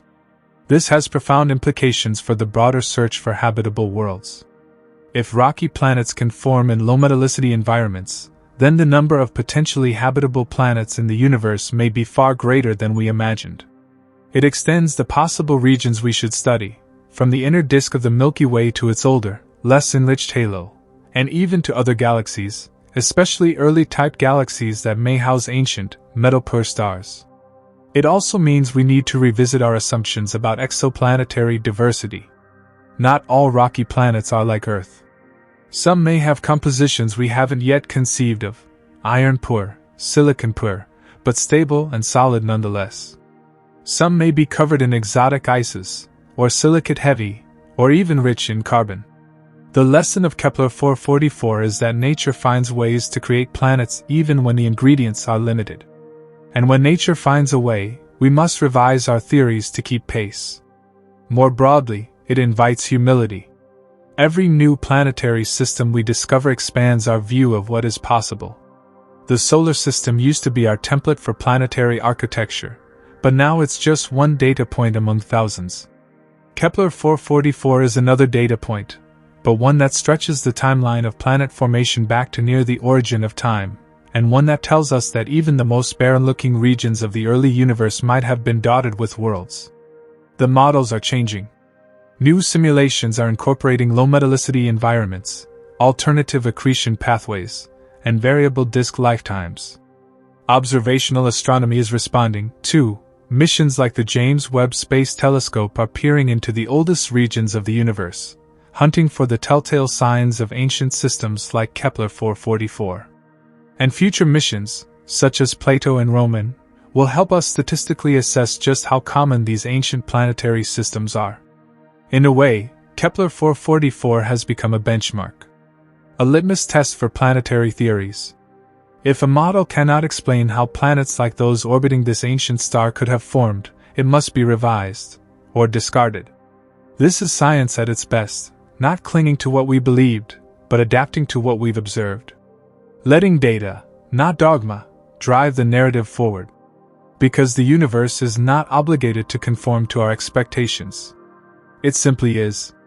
And Kepler 444, quietly orbiting in its ancient rhythm, is a reminder that the cosmos often writes its own rules, and our job is to keep learning how to read them. Kepler 444 stunned the scientific world not only because it was old, but because it was proof. Proof that ancient stars, formed in a young universe still cooling from the Big Bang, could host rocky planets. But that proof also opened a deeper, tantalizing question: is Kepler 444 a rare cosmic outlier, or just the first in a hidden population of ancient planetary systems waiting to be found? For decades, our understanding of planetary formation was shaped almost entirely by what we could see nearby. The solar system was our prototype. Later, we discovered planets around stars that were mostly similar to our Sun: middle-aged, metal-rich, stable. And from this, a narrative formed: planets, especially rocky Earth-sized ones, were likely to form around newer, more chemically enriched stars. But Kepler 444, orbiting a star older than the Milky Way's disk, cracked that narrative wide open. It didn't just exist, it thrived. And if this system exists, there could be others. In fact, there's growing evidence to suggest Kepler 444 may not be as rare as once assumed.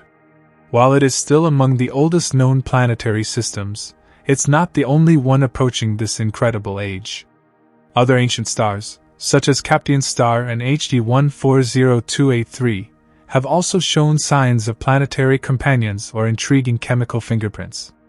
What's more, with increasingly sensitive surveys and longer observation baselines, more and more astronomers are turning their eyes toward older, metal-poor stars in the thick disk and halo of the galaxy, regions previously considered planetary deserts.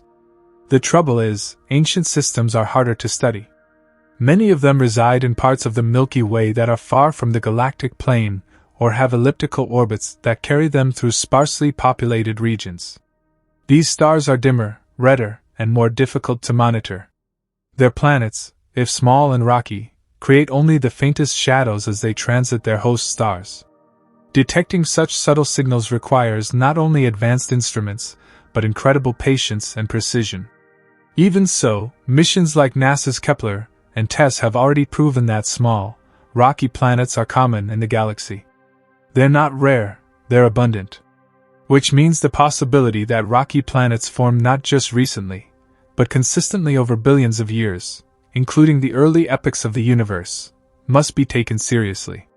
There's also a fascinating twist. We might already be swimming in data from ancient planetary systems, we just don't realize it yet. In the vast troves of light curves and stellar spectra collected by modern telescopes, there may be dozens, even hundreds of stars like Kepler 444 whose planetary signatures are hidden in the noise, waiting for someone to dig deep enough to uncover them. As algorithms improve and new techniques in machine learning are applied to exoplanet detection, many of these missed signals could be brought into the light. Another avenue of exploration is stellar chemistry. By studying the elemental fingerprints in a star's spectrum, scientists can infer how old it is and what kind of planets it might be capable of forming. Low metallicity stars with unusual ratios, like high oxygen but low iron, might hint at the presence of planets formed under exotic conditions. In fact, some theorists now suggest that planets may have formed even earlier than Kepler 444, possibly as early as 1 to 1.5 billion years after the Big Bang, if the right pockets of enriched gas existed in proto-galaxies. And if that's true, then Kepler 444 isn't just part of a population. It's the herald of an entire generation of ancient worlds. A generation that might include planets with strange, non-Earth-like chemistries. Planets made mostly of carbon or magnesium. Planets with thin, exotic atmospheres. Planets that have survived more galactic collisions and gravitational tides than Earth will ever experience.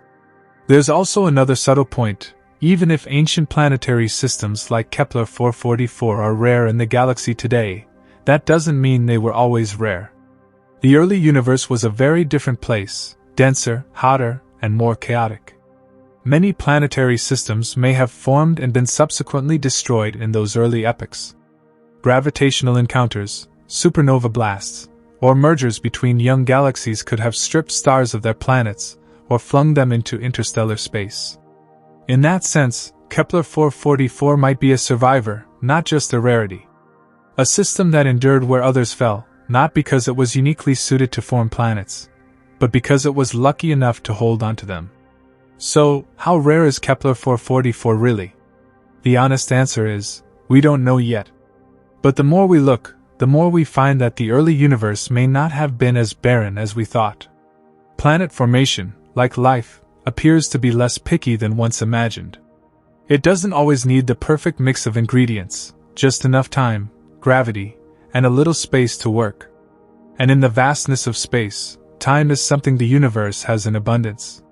Kepler 444 may be one of the oldest systems we've confirmed so far, but in the coming decades, as new telescopes like the James Webb Space Telescope, the Nancy Grace Roman Space Telescope, and the European Extremely Large Telescope come online, we will peer farther and deeper into the galactic past. We'll uncover more ancient stars, more strange planetary systems, and more stories written in starlight across cosmic time. If Kepler 444 has taught us anything, it's that the universe has always been building. Always creating. Always scattering seeds of possibility across eons. The planets of today are not the first, nor will they be the last. And if Kepler 444 isn't alone, then neither are we, at least, not in being part of a very ancient tradition. When Kepler 444 entered the stage of cosmic discovery, it didn't just introduce new variables, it added time itself as a provocative factor in one of science's most enduring riddles, the Drake equation. This equation, famously crafted by Frank Drake in 1961, is not a solution but a framework. A thought experiment designed to estimate the number of intelligent civilizations in the Milky Way with which we might be able to communicate. It includes 7 factors: the rate of star formation, the fraction of stars with planets, the number of habitable planets per system, the fraction of those that develop life, the fraction of life that becomes intelligent, the fraction of civilizations that develop technology capable of communication, and finally, the length of time such civilizations might emit detectable signals. For decades, many of those terms were educated guesses at best. But thanks to missions like Kepler, TESS, and now JWST, we're refining those guesses into data points. And Kepler 444 brings new weight to one of the most critical, and often underappreciated, aspects of the Drake equation, the role of time. Previously, astronomers often focused their attention on stars like the Sun, relatively young, metal-rich, and located in the well-lit neighborhoods of the galactic disk. These stars were assumed to be the prime candidates for habitable planets, and by extension, for the potential development of intelligent life. But Kepler 444 forces us to broaden our timeline. It shows that rocky planets formed not 4.5 billion years ago, like Earth, but more than 11 billion years ago, over twice as far back in cosmic history. This drastically expands the temporal window during which life could have emerged. If Earth is not among the first planets capable of supporting life, but rather a latecomer, then the odds that life has had the time to develop elsewhere in the universe, multiple times, in multiple places, increase dramatically. We now know that the conditions for terrestrial planet formation were present not just in the last half of the universe's existence, but possibly as early as 2 billion years after the Big Bang. That's a full 8 billion years before our own biosphere even started. To understand just how profound this is, imagine compressing the universe's 13.8 billion years into a single 24-hour day. In that analogy, Earth forms at about 4:30 p.m. Life begins around 5 p.m. Multicellular life doesn't show up until almost 10 p.m., and humans, modern Homo sapiens, emerge at 11:59 and 56 seconds p.m., 4 seconds before midnight. But Kepler 444 formed at around 9 a.m. Its planets have been orbiting their star for nearly the entire cosmic day. That's an immense head start. And it changes the equation, literally. The L factor in the Drake equation, which represents the lifespan of technologically capable civilizations, has always been a point of concern. If intelligent civilizations self-destruct or are destroyed within a few thousand years of developing communication technology, then even a galaxy filled with life might be quiet. But if some of those civilizations arose billions of years ago and managed to survive, through sustainability, migration, or evolution into non-biological forms, then they could still be out there now, listening, or watching, or waiting. Kepler 444 doesn't tell us that life exists on its planets. They are almost certainly too hot and too close to the star for habitability. But that's not the point. The point is that they exist at all. They prove that the ingredients for rocky worlds, and thus potentially habitable planets, were in place incredibly early. The FP and NE terms in the Drake equation, the fraction of stars with planets, and the number of habitable planets per star system, both trend higher because of systems like Kepler 444.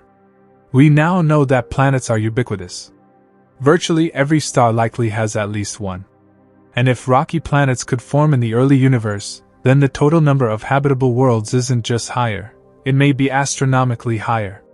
What's more, the discovery of these ancient systems suggests that we may have been looking in the wrong place, or the wrong time.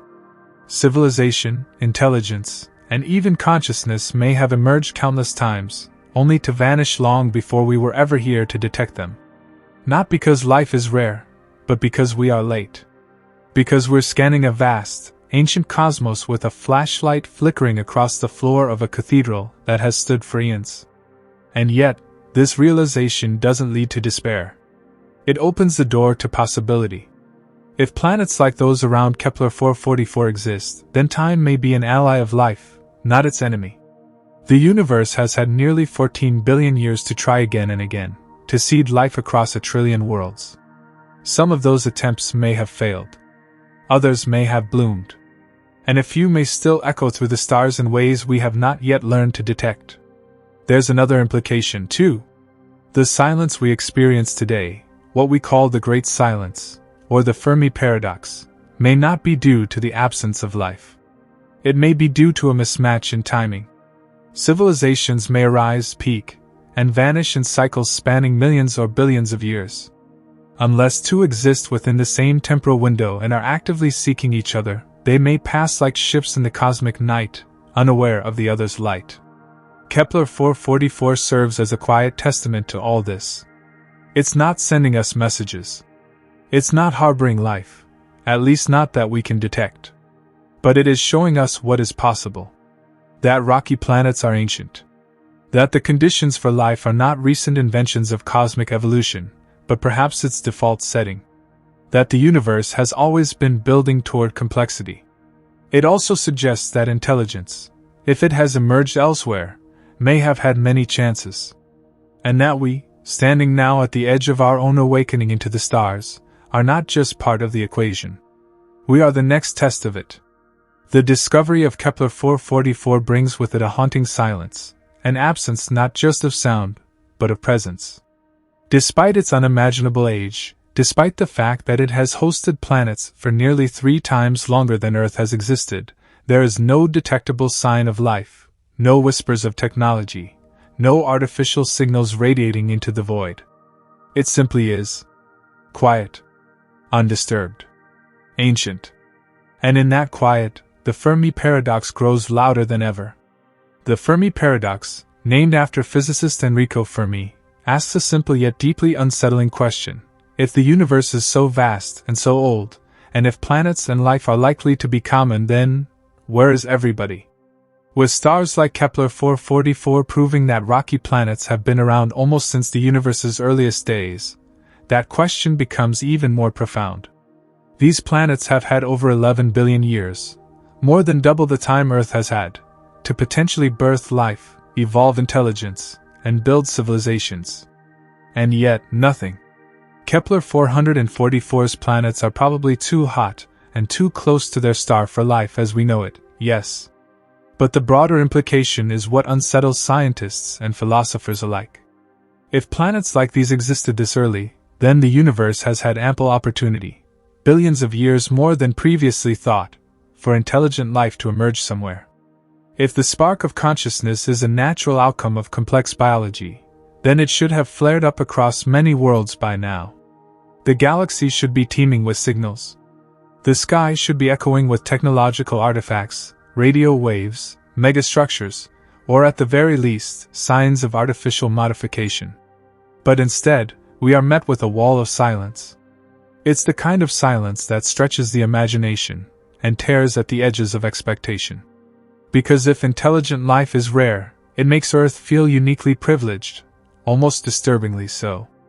And if it's common, but ephemeral, if civilizations rise and fall quickly, burning out before they can reach the stars, then perhaps we're just in a quiet moment between the last great wave and the next. Or perhaps we're simply late, and the golden age of cosmic civilizations ended eons ago, long before our species ever emerged. This is what Kepler 444 forces us to confront. Not just the possibility of ancient life, but the mystery of its absence. There are many possible answers, of course. Perhaps intelligent life does emerge, but it rarely survives long enough to communicate across interstellar distances. Self-destruction, environmental collapse, or a shift away from external expression might silence civilizations before they ever leave their home systems. Or maybe technological societies evolve beyond the need for detectable emissions, becoming introspective, using methods of communication we cannot yet perceive, like quantum entanglement or gravitational wave modulation. There's also the zoo hypothesis, the idea that more advanced civilizations are aware of us, but are deliberately avoiding contact, either out of ethical restraint or a kind of observational quarantine. If that's the case, stars like Kepler 444 might have harbored life in the past, or even now, but any signs of that life could be carefully hidden, beyond our ability to detect. More chilling still is the possibility that something systematically removes advanced civilizations. The Great Filter theory suggests that while life may arise with some regularity, there may be a bottleneck, some perilous phase of development that few, if any, civilizations survive. It could be technological, biological, or even cosmic in nature. If Kepler 444's planets once hosted life, perhaps that life was extinguished by forces beyond its control. Gamma-ray bursts, planetary instability, supernovae, or even self-inflicted collapse. Maybe these things happen so often across time that silence is the rule, not the exception. And yet, perhaps the silence is not permanent. Perhaps it's just unexplored. Our methods of searching for intelligent life, SETI arrays, radio telescopes, light spectrum analysis, are still in their infancy. We've only examined a tiny fraction of the stars in our galaxy. Most planetary systems are still hidden to us, their secrets buried in the darkness. It could be that civilizations are there, but too distant, too quiet, or too different for us to recognize. Kepler 444 is a silent system. But silence doesn't always mean absence. It may mean waiting, or witnessing, or simply existing in a way we do not yet understand. Even so, the contradiction is hard to ignore. A star system this old should have had time for life to form, evolve, and explore. Time for great empires to rise and fall. Time for signals to be sent, received, and remembered. And yet here we are, listening intently to the cosmos, and hearing nothing. This quiet amplifies the loneliness of our species. It makes the Earth feel like a fragile candle in a vast and cold cathedral, flickering in the darkness, hoping for an echo. And yet, it also elevates the significance of our own moment in history. If Kepler 444 is truly silent, if no civilization has ever emerged from its 5 ancient planets, then our ability to ponder them, to question, to imagine, to reach out, is all the more extraordinary. We may be alone. Or we may be the first in this part of the galaxy. Or we may be the latest inheritor of a legacy so ancient and distant that its messages have long since faded into entropy. The silence of Kepler 444 does not answer the Fermi paradox, it intensifies it. It stretches it back billions of years. It reminds us that time alone is not enough. That planets can exist without witnesses. That the conditions for life may be necessary, but not sufficient. And yet, it also urges us to keep looking. Because perhaps, in another system like Kepler 444, one that escaped the fire of proximity, and hosted a planet in the gentle warmth of a habitable zone, life did arise. Perhaps it's still there. Or perhaps it's long gone, its final messages now racing through space as dying embers of a forgotten story, waiting to be intercepted. We listen because we must. Because silence is not the same as nothingness. It's a canvas. And Kepler 444 has painted upon it one of the universe's oldest and quietest masterpieces. A planetary system born in the dark, orbiting in silence, yet speaking volumes. Survival in the cosmos is not a passive act. It is an art, an intricate, cosmic dance of gravitational balance, stellar endurance, and orbital resilience. Kepler 444 is not just old. It is a masterclass in the art of survival. Born when the universe was still young, just 2.5 billion years after the Big Bang, Kepler 444 has not merely existed through time. It has endured it. This ancient star system has survived through a cosmic timeline that has witnessed the birth and death of countless stars, the violent mergers of galaxies, the shifting architecture of the Milky Way itself, and the slow churn of entropy that wears down everything. And through all that, its planets still orbit in near-perfect synchrony, locked in stable paths that have not collapsed or been scattered for over 11 billion years. To appreciate this longevity, we must understand the scale and violence of the universe across cosmic time. Our own solar system, stable though it seems, has undergone its share of chaos, asteroid impacts, planetary migrations, and possibly even near ejections of worlds during its early years. But Kepler 444 has not only survived its own formation but also billions of years of galactic evolution. The Milky Way, like all galaxies, is not a static structure. It's a dynamic, turbulent organism, shaped by collisions, mergers, gravitational tides, and the slow inflow and outflow of stars. Over the course of 11 billion years, Kepler 444 has likely traveled through multiple regions of the Milky Way. It may have passed through dense star clusters, brushed past giant molecular clouds, and endured the gravitational rumblings of spiral arms.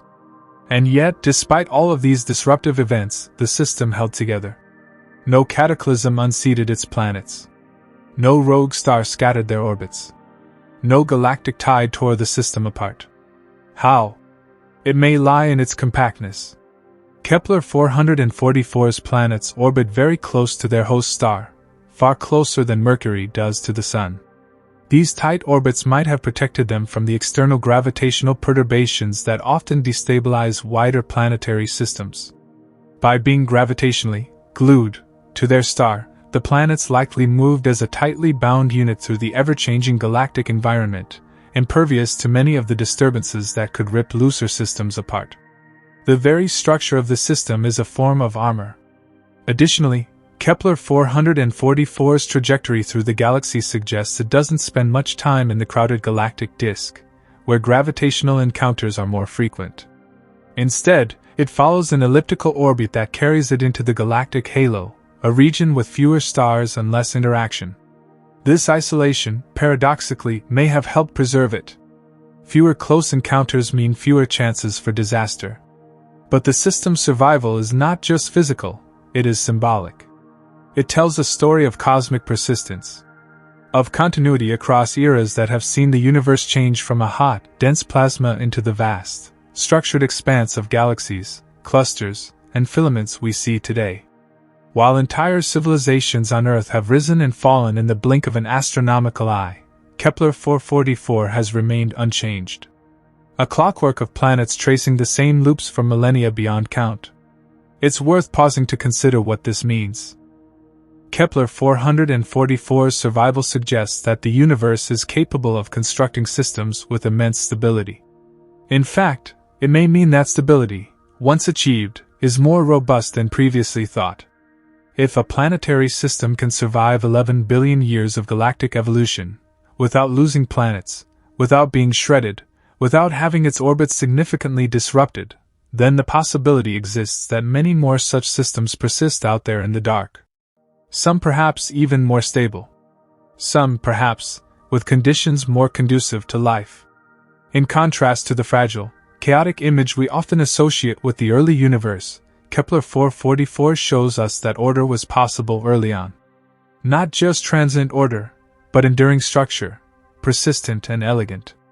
A kind of gravitational resilience that speaks to the underlying symmetry and balance of cosmic mechanics. This also raises important questions for astrobiology and the search for ancient life. If planetary systems can endure for this long, then even if life arises rarely, it may have had time to evolve to extraordinary complexity. The human story, from the earliest life to technological civilization, spans less than 4 billion years. Kepler 444's planets have existed almost 3 times that long. If any of them, or any similar planets in other systems, ever had the right conditions, they would have had more than enough time for evolution to do its work. Of course, Kepler 444's planets are likely too hot to support life as we know it. But that detail doesn't diminish the point. If this system survived, others likely have as well. Others with planets in temperate orbits. Others that could have cradled oceans, atmospheres, and perhaps even civilizations. And if they existed, where are they now? Perhaps they're still out there, thriving in their own silent corners of the galaxy. Perhaps their lights went out long ago, lost to entropy or cosmic disaster. Or perhaps we are the first to wonder, in a universe where patience is the longest story ever told. What's most remarkable is this: Kepler 444 has not just endured, it has remained recognizable. After all this time, its architecture is still coherent. Its star still burns. Its planets still circle. In the face of everything the universe can throw at a planetary system, radiation, gravity, collisions, decay, Kepler 444 stands. Like an ancient temple weathered by cosmic storms, it bears the marks of time, but not defeat. And in that survival lies inspiration. For Earth. For science. For the future of intelligent life. Because if Kepler 444 can last 11 billion years, then maybe, just maybe, we can learn from its example. About balance. About resilience. About staying the course through uncertainty, in the hope that the future might carry forward something enduring, something meaningful. This is the art of survival, not in opposition to time, but in harmony with it. The ancient stillness of Kepler 444 feels serene, even poetic. 5 small rocky planets orbiting a quiet orange dwarf, locked in a stable rhythm for over 11 billion years. But what if that silence hides a history more complex than what we currently observe? What if the system we see today is merely a shadow of what once was? This possibility brings us to a provocative question: was Kepler 444 always alone? When we peer at this system, we're looking at a survivor. And survivors often carry the marks of what they've lost. Astronomers have already uncovered tantalizing clues that Kepler 444 may have once had companions, planetary or even stellar, now vanished. One of the most compelling signs comes from the structure of the system itself. The 5 known planets are all tightly packed, orbiting extremely close to their host star. They complete their orbits in just a matter of days, a configuration known as a compact system. This layout raises the question: why are all the planets huddled so close to the star? Why don't we see any further out? There are several theories, and many of them suggest that something used to be there. In the early days of a planetary system's life, it's typical for multiple planets to form at varying distances from their host star. Planetary migration, driven by gravitational interactions with the protoplanetary disk, can cause some planets to move inward or outward over time. But in Kepler 444's case, if there were planets that formed further out, where are they now? One possibility is that they were ejected. Early planetary systems are chaotic places, especially if more massive planets form. In our own solar system, it's believed that the gas giants, Jupiter and Saturn in particular, may have migrated and flung smaller planets, or planetesimals, out into interstellar space. Kepler 444 may have experienced something similar. It could have once had more planets, perhaps even larger ones, that were gravitationally destabilized in the system's youth and cast away, either crashing into the star, colliding with other bodies, or being lost entirely to the black ocean of space. If such events occurred, they likely happened billions of years ago, so long ago that any evidence of their existence has been erased, save for the gravitational scars they might have left behind. Today's configuration may be what remains after this early chaos settled into a long-lasting order. Another, perhaps more astonishing, possibility is that Kepler 444 was part of a binary or even a multiple star system in its early history. Evidence supports this idea. In fact, follow-up studies of Kepler 444 revealed that it is part of a triple star system. Its main star, Kepler 444a, is orbited by a pair of smaller and dwarf stars, Kepler 444 bc, that orbit each other tightly and together orbit Kepler 444a at a much greater distance. These companion stars are bound gravitationally, forming a hierarchical system. The dwarfs themselves are located about 66 astronomical units, AU, from the main star, more than twice Pluto's distance from the Sun. This structure suggests that the Kepler 444 system isn't as solitary as it first appears. But it also invites deeper speculation. Were these companions always this distant? Did they once orbit closer? Could their gravitational influence have played a role in shaping, or stripping, Kepler 444a's planetary system? It's possible that, in the early stages of formation, the interactions between the three stars destabilized any planets forming further out. These perturbations could have disrupted the orbits of outer protoplanets, inhibiting their growth or leading to their ejection from the system entirely. In this sense, Kepler 444a's 5 remaining planets may represent the resilient core of a once larger planetary family, survivors of a celestial reshuffling caused by sibling stars. Stellar companions aren't passive neighbors. Even at dozens of AU apart, they can alter the gravitational landscape, especially if their orbits are eccentric or inclined. If Kepler 444 bc passed close to the inner system in the past, they may have triggered chaotic periods of migration, collisions, or planetary rearrangement. Over billions of years, these effects would fade into a stable system, leaving behind only what could withstand the disturbances. But even more speculative, and more sobering, is the possibility that Kepler 444 once had additional stars or planets that were lost through even grander cosmic interactions. Remember, the Milky Way has grown by merging with smaller galaxies. During these mergers, entire star systems are often captured, disrupted, or torn apart. A planetary system that was born in a dwarf galaxy might be pulled into the Milky Way, undergoing immense tidal forces in the process. In fact, the metallicity and trajectory of Kepler 444 suggests that it might not have originated in the galactic disk at all, but instead in the thick disk, or even the halo, regions that contain many ancient stars, some of which were likely born in satellite galaxies that the Milky Way later absorbed. If this is true, then Kepler 444's journey through time might include not just internal survival, but external trauma. It may have been captured, displaced, pulled through vast regions of space by gravitational tides. Any wide-orbiting planets or companions might have been stripped away during these events, leaving only the most tightly bound components behind. This paints Kepler 444 in a different light.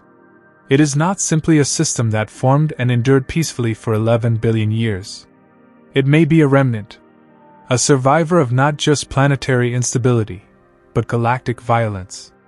A system that started as something grander, perhaps with a family of planets like our own, but which has been pared down by time, by chaos, by migration, and by merger. The 5 small rocky planets we see today may be fossils of a lost architecture, stripped clean by eons.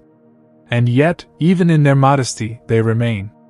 A silent procession of worlds, orbiting quietly, bearing no visible trace of their possible lost siblings or broken bonds. If we could rewind the clock, trillions of orbits ago, what might we see? Would Kepler 444 have rings of debris from shattered moons? Gas giants slowly cooling in far orbits? Additional rocky worlds with oceans and atmospheres, long since gone cold or drifting in the void? Would there have been comets, asteroid belts, or even planetary migration on a scale that rewrote the system's architecture? We'll likely never know for certain. But what we do know is that planetary systems are rarely static. They evolve. They shed. They collapse and rebuild. The configuration we observe at any given time is merely a snapshot, a single moment in a cosmic narrative that spans billions of years. The lesson here is as humbling as it is profound. What we see is not all that there was. Our own solar system may carry similar ghosts. Theories abound of a lost fifth giant planet, ejected in the solar system's youth. Mars may once have been more Earth-like. Venus, perhaps, had oceans. Who's to say Kepler 444 didn't have its own equivalents? Lost planets with their own stories, erased by time. This makes the 5 remaining planets all the more significant. Their survival is meaningful not just because they exist, but because of what they might represent, the last echoes of a more complex beginning. Like ruins of an ancient city, they remind us of what once might have stood here, proud and whole, before time and fate carved it down. So was Kepler 444 always alone? Almost certainly not. Its current stillness masks a history of interaction, upheaval, and transformation. And in that, it mirrors the universe itself, endlessly changing, never static, never whole for long. The fact that we can witness such a system, so old, so weathered, and yet still intact, is a rare privilege. It is like discovering a parchment from a forgotten age, not intact but not lost. A trace of the early cosmos, offering clues not only about where we came from, but about how much can be lost before anything remains. If Earth had formed in a system like Kepler 444, one of the oldest known planetary systems in the universe, how long could it have lasted? Could Earth, with its delicate ecosystems and dynamic geology, have endured not just for 4.5 billion years, but for more than 11 billion? The question is both thrilling and sobering, as it pushes us to imagine the fragility, resilience, and ultimate destiny of habitable worlds across cosmic time. To begin unpacking this idea, let's imagine an Earth-like planet forming in Kepler 444's orbit, but in a more favorable position, further from the star, within the habitable zone. Let's call this hypothetical world Ancient Earth. It forms 11.2 billion years ago, not unlike our own Earth, a rocky planet with liquid water, a protective atmosphere, geological activity, and the right ingredients for life. On one hand, the thought is almost enchanting. Life could have had more than twice the amount of time it's had on real Earth. Evolution, adaptation, and perhaps even technological civilization could have unfolded on a scale we can scarcely comprehend. If complex life began early, it might have evolved through epochs, developing into forms we couldn't even imagine, organisms with billions of years of evolutionary fine-tuning behind them. Civilizations could have risen not once, but dozens, maybe hundreds of times, over eons of geological and biological time. But then comes the harsh question, would such a world have survived for that long? To answer that, we have to understand what makes Earth stable, and what threatens it. Earth's long-term habitability depends on many delicately balanced systems: plate tectonics that regulate the carbon cycle, a magnetic field that shields against solar radiation, a thick atmosphere that maintains surface temperatures, and the stabilizing effect of the Moon on Earth's axial tilt. These systems allow Earth to maintain a relatively narrow range of surface temperatures suitable for life over geological time. Yet even with all of that, Earth is not eternal. It is a planet in motion, cooling, shifting, aging. If Earth had formed 11.2 billion years ago in a system like Kepler 444, it would likely have aged much faster. Planets, especially rocky ones, gradually lose internal heat as radioactive elements decay. Earth's magnetic field, powered by this heat and its liquid iron core, may only last another 1 billion or 2 years before fading. Without a magnetic field, a planet becomes exposed to stellar winds that can strip its atmosphere away over time. Exactly what may have happened to Mars. Similarly, plate tectonics might not persist forever. As the mantle cools, convection slows, and tectonic activity can halt. Without tectonics, the carbon cycle collapses, and the atmosphere may become unstable, either too much carbon dioxide creating a runaway greenhouse effect, or too little triggering a snowball Earth. In our hypothetical ancient Earth, these processes would have run their course long ago. Its core may have cooled. Its magnetic field may have vanished. Its atmosphere could have thinned or choked with greenhouse gases. If life ever existed, it would have needed to adapt to increasingly harsh conditions, or perish. So what does this mean? Could a planet like Earth have endured for over 11 billion years? Survival would depend on a lot of ifs.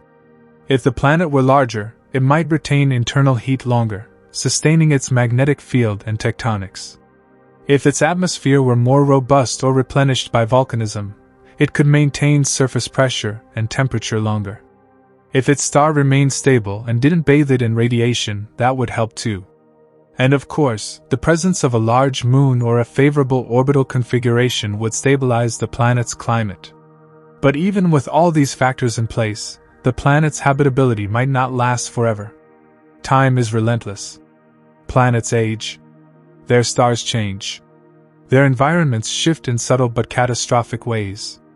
And yet, it's not all doom. Even if habitability ends after, say, 6 or 7 billion years, that still leaves an unimaginably vast span of time for life to evolve. Earth gave rise to intelligent life in under 5 billion years.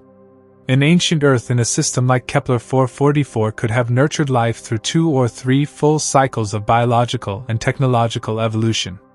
Whole civilizations might have risen and fallen long before our Sun had even formed.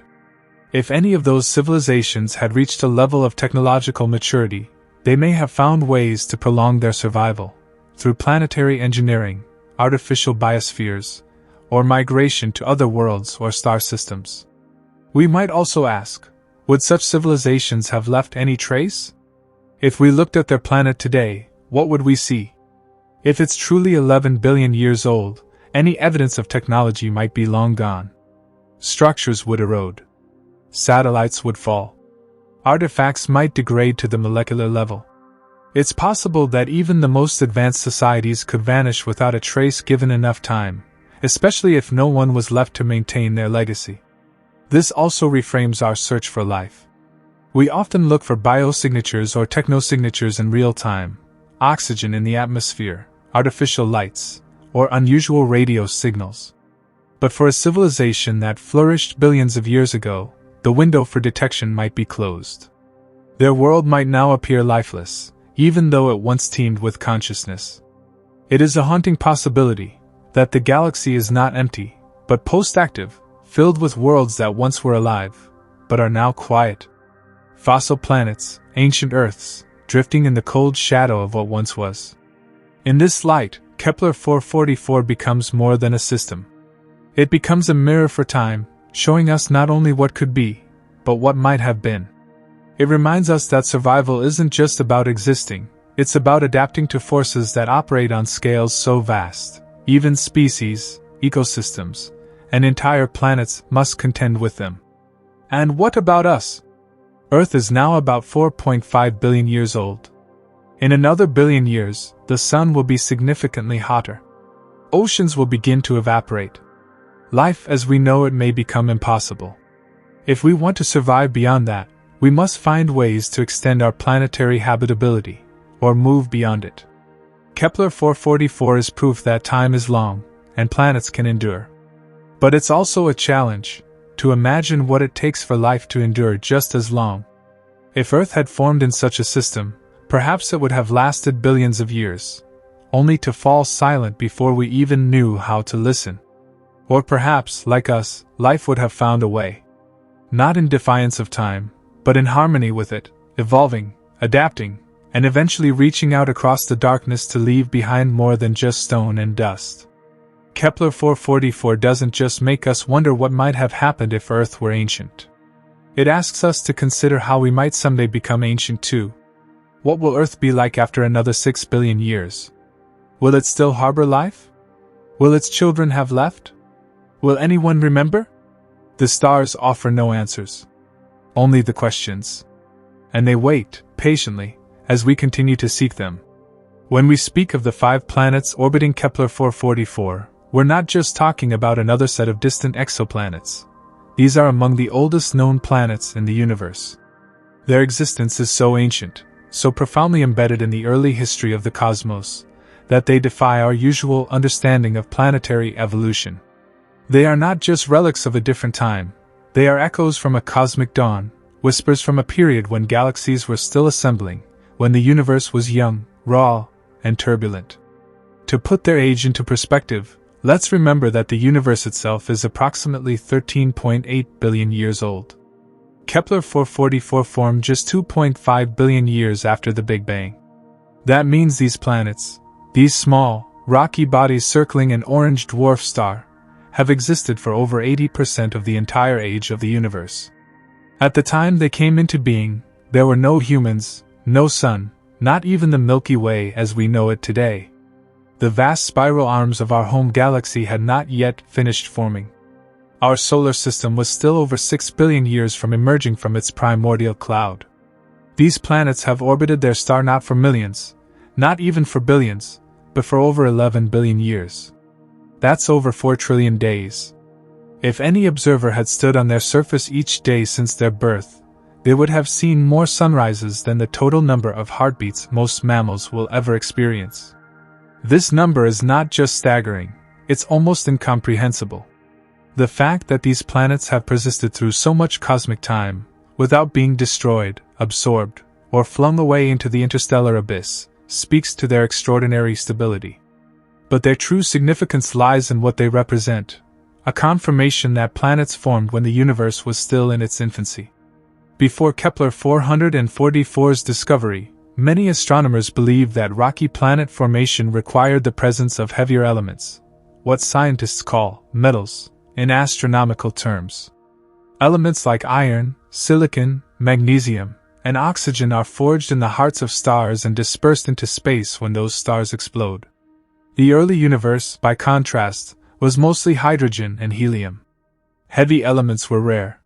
So it was assumed that the first generations of stars, called population 2 stars, were too metal-poor to form planets, especially rocky ones. Kepler 444 shattered that assumption. Despite being a metal-poor star, a true ancient resident of the galaxy, it managed to give birth to a system of 5 rocky planets.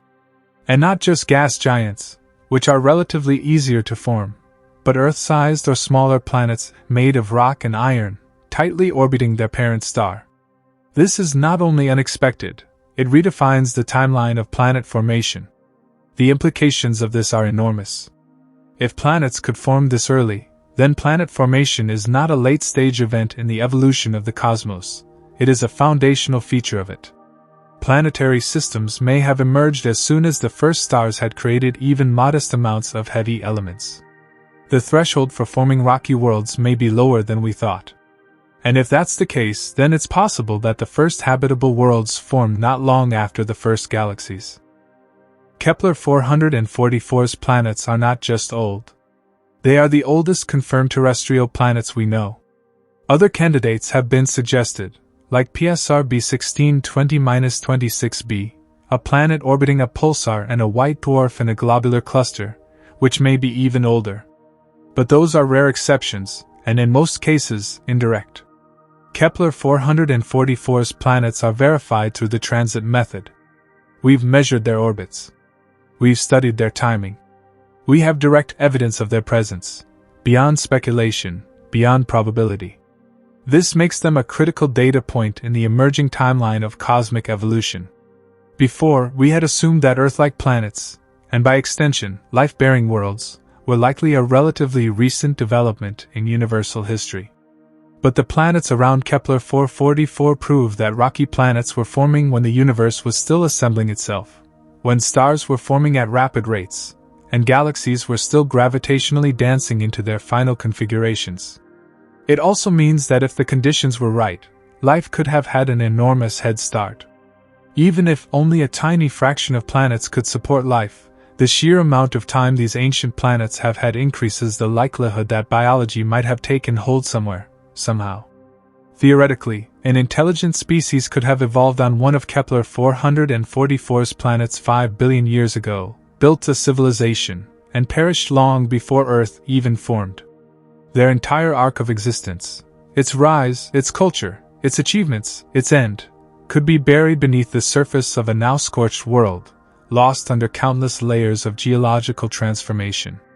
This idea radically alters our thinking about where to search for life, and when. Instead of only looking for biosignatures around younger, sun-like stars, we now have a reason to study very old, metal-poor systems. Perhaps they are not as barren as we thought. Perhaps, beneath their quiet exteriors, They hide histories far richer than we can imagine. But there's another, even deeper question. Are these the oldest possible planets in the universe? Kepler 444's planets are the oldest confirmed through direct observation. But they may not be the ultimate record holders. Some theoretical models suggest that planets could have begun forming as early as 1 billion years after the Big Bang. That's more than 12 billion years ago. If true, there may be ancient planets out there, orbiting the oldest stars in the most distant reaches of the universe, far beyond our current detection limits. As our telescopes improve, we may discover even older systems. James Webb Space Telescope, and future missions like the Nancy Grace Roman Space Telescope or the Louvre Concept, may one day uncover planetary systems dating back to the very first galaxies. These will not be just discoveries of curiosity, they will be discoveries of origin. They will tell us how common planets really are, and how early the building blocks of life may have assembled. For now, Kepler 444 stands as a monument to that possibility.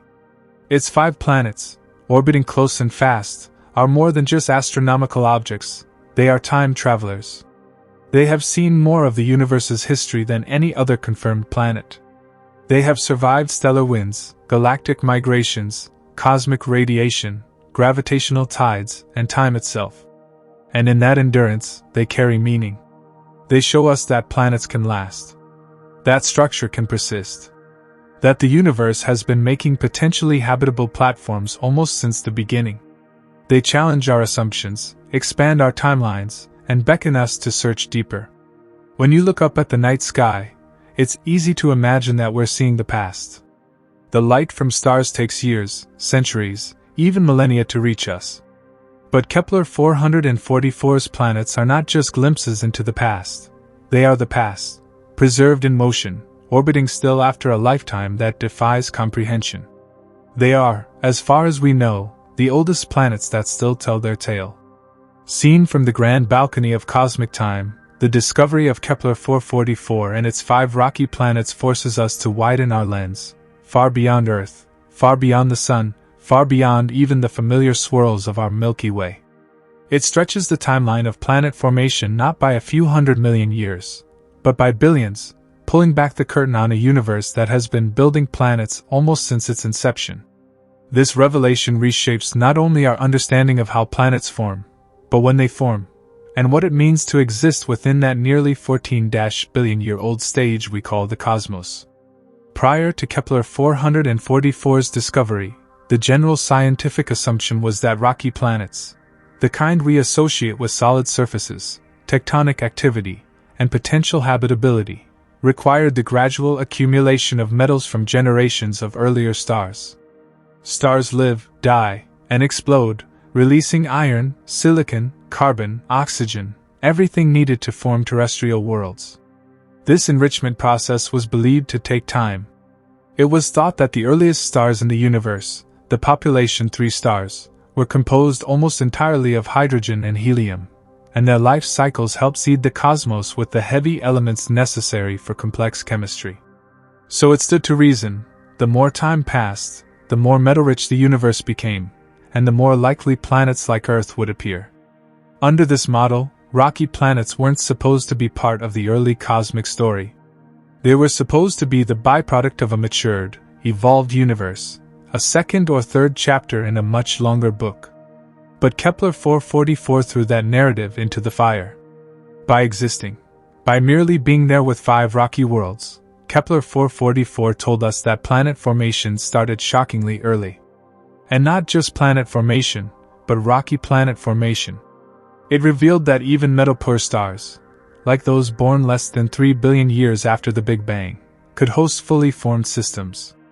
It meant that planetary evolution wasn't confined to the golden age of star birth we call cosmic noon, roughly 10 billion years ago, but had been occurring since the universe's earliest starlight.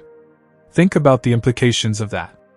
If planets began forming this early, then planetary systems could be as old as the oldest galaxies. That's not just an adjustment of a few cosmological footnotes. That changes the shape of the entire story. It extends the possible age of habitable planets, biospheres, and potentially intelligent life by billions of years. And it challenges our Earth-centric assumptions about how long it takes for intelligence to evolve. Earth is a relatively late arrival in cosmic time. Our Sun is only 4.6 billion years old. Earth has hosted life for about 3.8 billion years, and humanity has only existed for a sliver of that, barely 300,000 years. Technological civilization? A blink of an eye. Less than 10,000 years. And yet, we already wonder if we are alone. Kepler 444 suggests that if the conditions were right, life, perhaps even intelligence, could have gotten a 7 billion year head start somewhere else. That's 7 billion years of potential biological experimentation, mutation, evolution. 7 billion years of energy use, ecological development, and possibly even interstellar exploration, if such species ever rose. It's not just that other intelligent civilizations could have existed. It's that they may have already lived out their entire histories, from origin to extinction, before our Sun had even formed. And so, Kepler 444 invites us to reframe our place in the timeline.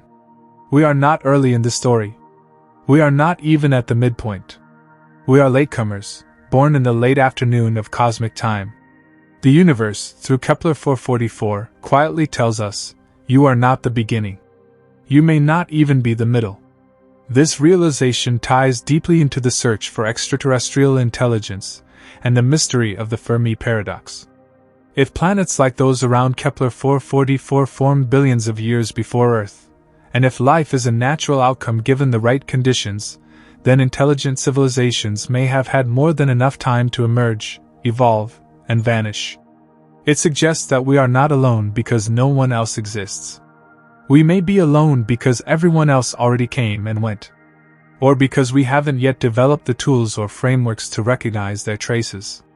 This cosmic perspective does more than alter the Drake equation or scientific models. It reshapes our existential narrative. It humbles our notion of time. It decouples intelligence from Earth. It forces us to view the galaxy not as a stage just now being lit, but one that has been hosting performances for eons, and we're only just stepping into the wings. And what about the timeline of planet formation itself? Kepler 444 suggests that the universe wasted no time building worlds. Even when resources were sparse, even when metallicity was low, nature found a way. Dust clumped. Planets condensed. Systems stabilized. That means planet formation may be a more fundamental, more universal process than we ever believed. One that begins almost as soon as stars begin to shine. This idea aligns with newer observations from deep field images of galaxies in the early universe. We now know that even in the first billion years, stars were forming rapidly. Some of these early galaxies, seen by the James Webb Space Telescope, already show signs of chemical enrichment, complex structures, and star formation rates comparable to modern galaxies. If Kepler 444 is any indication, planets may have followed soon after. Imagine a time-lapse of the cosmos, starting from the Big Bang. The screen begins in darkness. Then a few flickers, population 3 stars flaring into life. A glow spreads as galaxies form and cluster. And almost immediately, nestled within those glows, planets begin to take shape. Quietly. Without fanfare. Small worlds orbiting newborn stars, enduring through the epochs like tiny clock hands ticking across eternity. This image is staggering, but it's also deeply grounding. It means that the materials and processes that led to our Earth, our oceans, our trees, our bodies, have been present, active, and creative for nearly as long as the universe itself. We are not the result of a rare, late-stage event. We are the result of a process that has been happening all along. Kepler 444 is a bridge between now and the beginning. A piece of ancient architecture that has not crumbled. It holds within it the weight of time and the secrets of early existence. It reminds us that planets are not recent creations. They are cosmic citizens born with the stars themselves. And because of that, we must also ask, how many more are out there? How many ancient systems like Kepler 444 still orbit in the galaxy's outer halo, untouched, undisturbed? How many hold forgotten worlds, perhaps even the remains of civilizations, frozen in time or ground into dust by age? Kepler 444 has given us a new yardstick. Not just to measure distance or size, but age itself. With it, the universe opens wider. Not because it got bigger, but because we finally saw how deep the timeline goes, and how many stories may already have been written in the long-forgotten ink of time. In the quiet, ancient light of Kepler 444, we find more than a star system. We find a voice from the deep past, a whisper from a time when the universe itself was still trying to understand what it could become. This star and its 5 resilient rocky planets have endured since the cosmos was barely 20% of its current age. They orbit today not with the haste of youth but with the patience of survivors. And in that slow, unwavering dance, they tell us something profound. Planets have always been part of the cosmic story. When we look at Kepler 444, we are gazing back across almost the entire lifetime of the universe. The photons we collect today from that star began their journey over a century ago, but the story they hint at stretches far deeper, back to a time when galaxies were still assembling, when the universe was smaller, hotter, denser. And yet, even then, in that primordial firestorm of stellar birth and elemental alchemy, planets, small, stony, silent, had already begun to form. This simple fact reshapes the entire narrative of existence. It means that the processes that forged worlds like Earth, and potentially fostered life, are not late cosmic developments. They are among the earliest chapters of the universe's unfolding story. Planets were not an afterthought.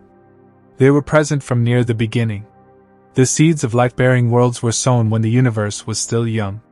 Kepler 444 survived galactic collisions, supernova shockwaves, and cosmic mergers. It outlived generations of stars. It witnessed the evolution of the Milky Way. And through it all, its planets remained, tight in orbit, ancient in age, a perfect fossil record etched in gravity. We often speak of fossils on Earth, remnants of creatures long dead, preserved in rock.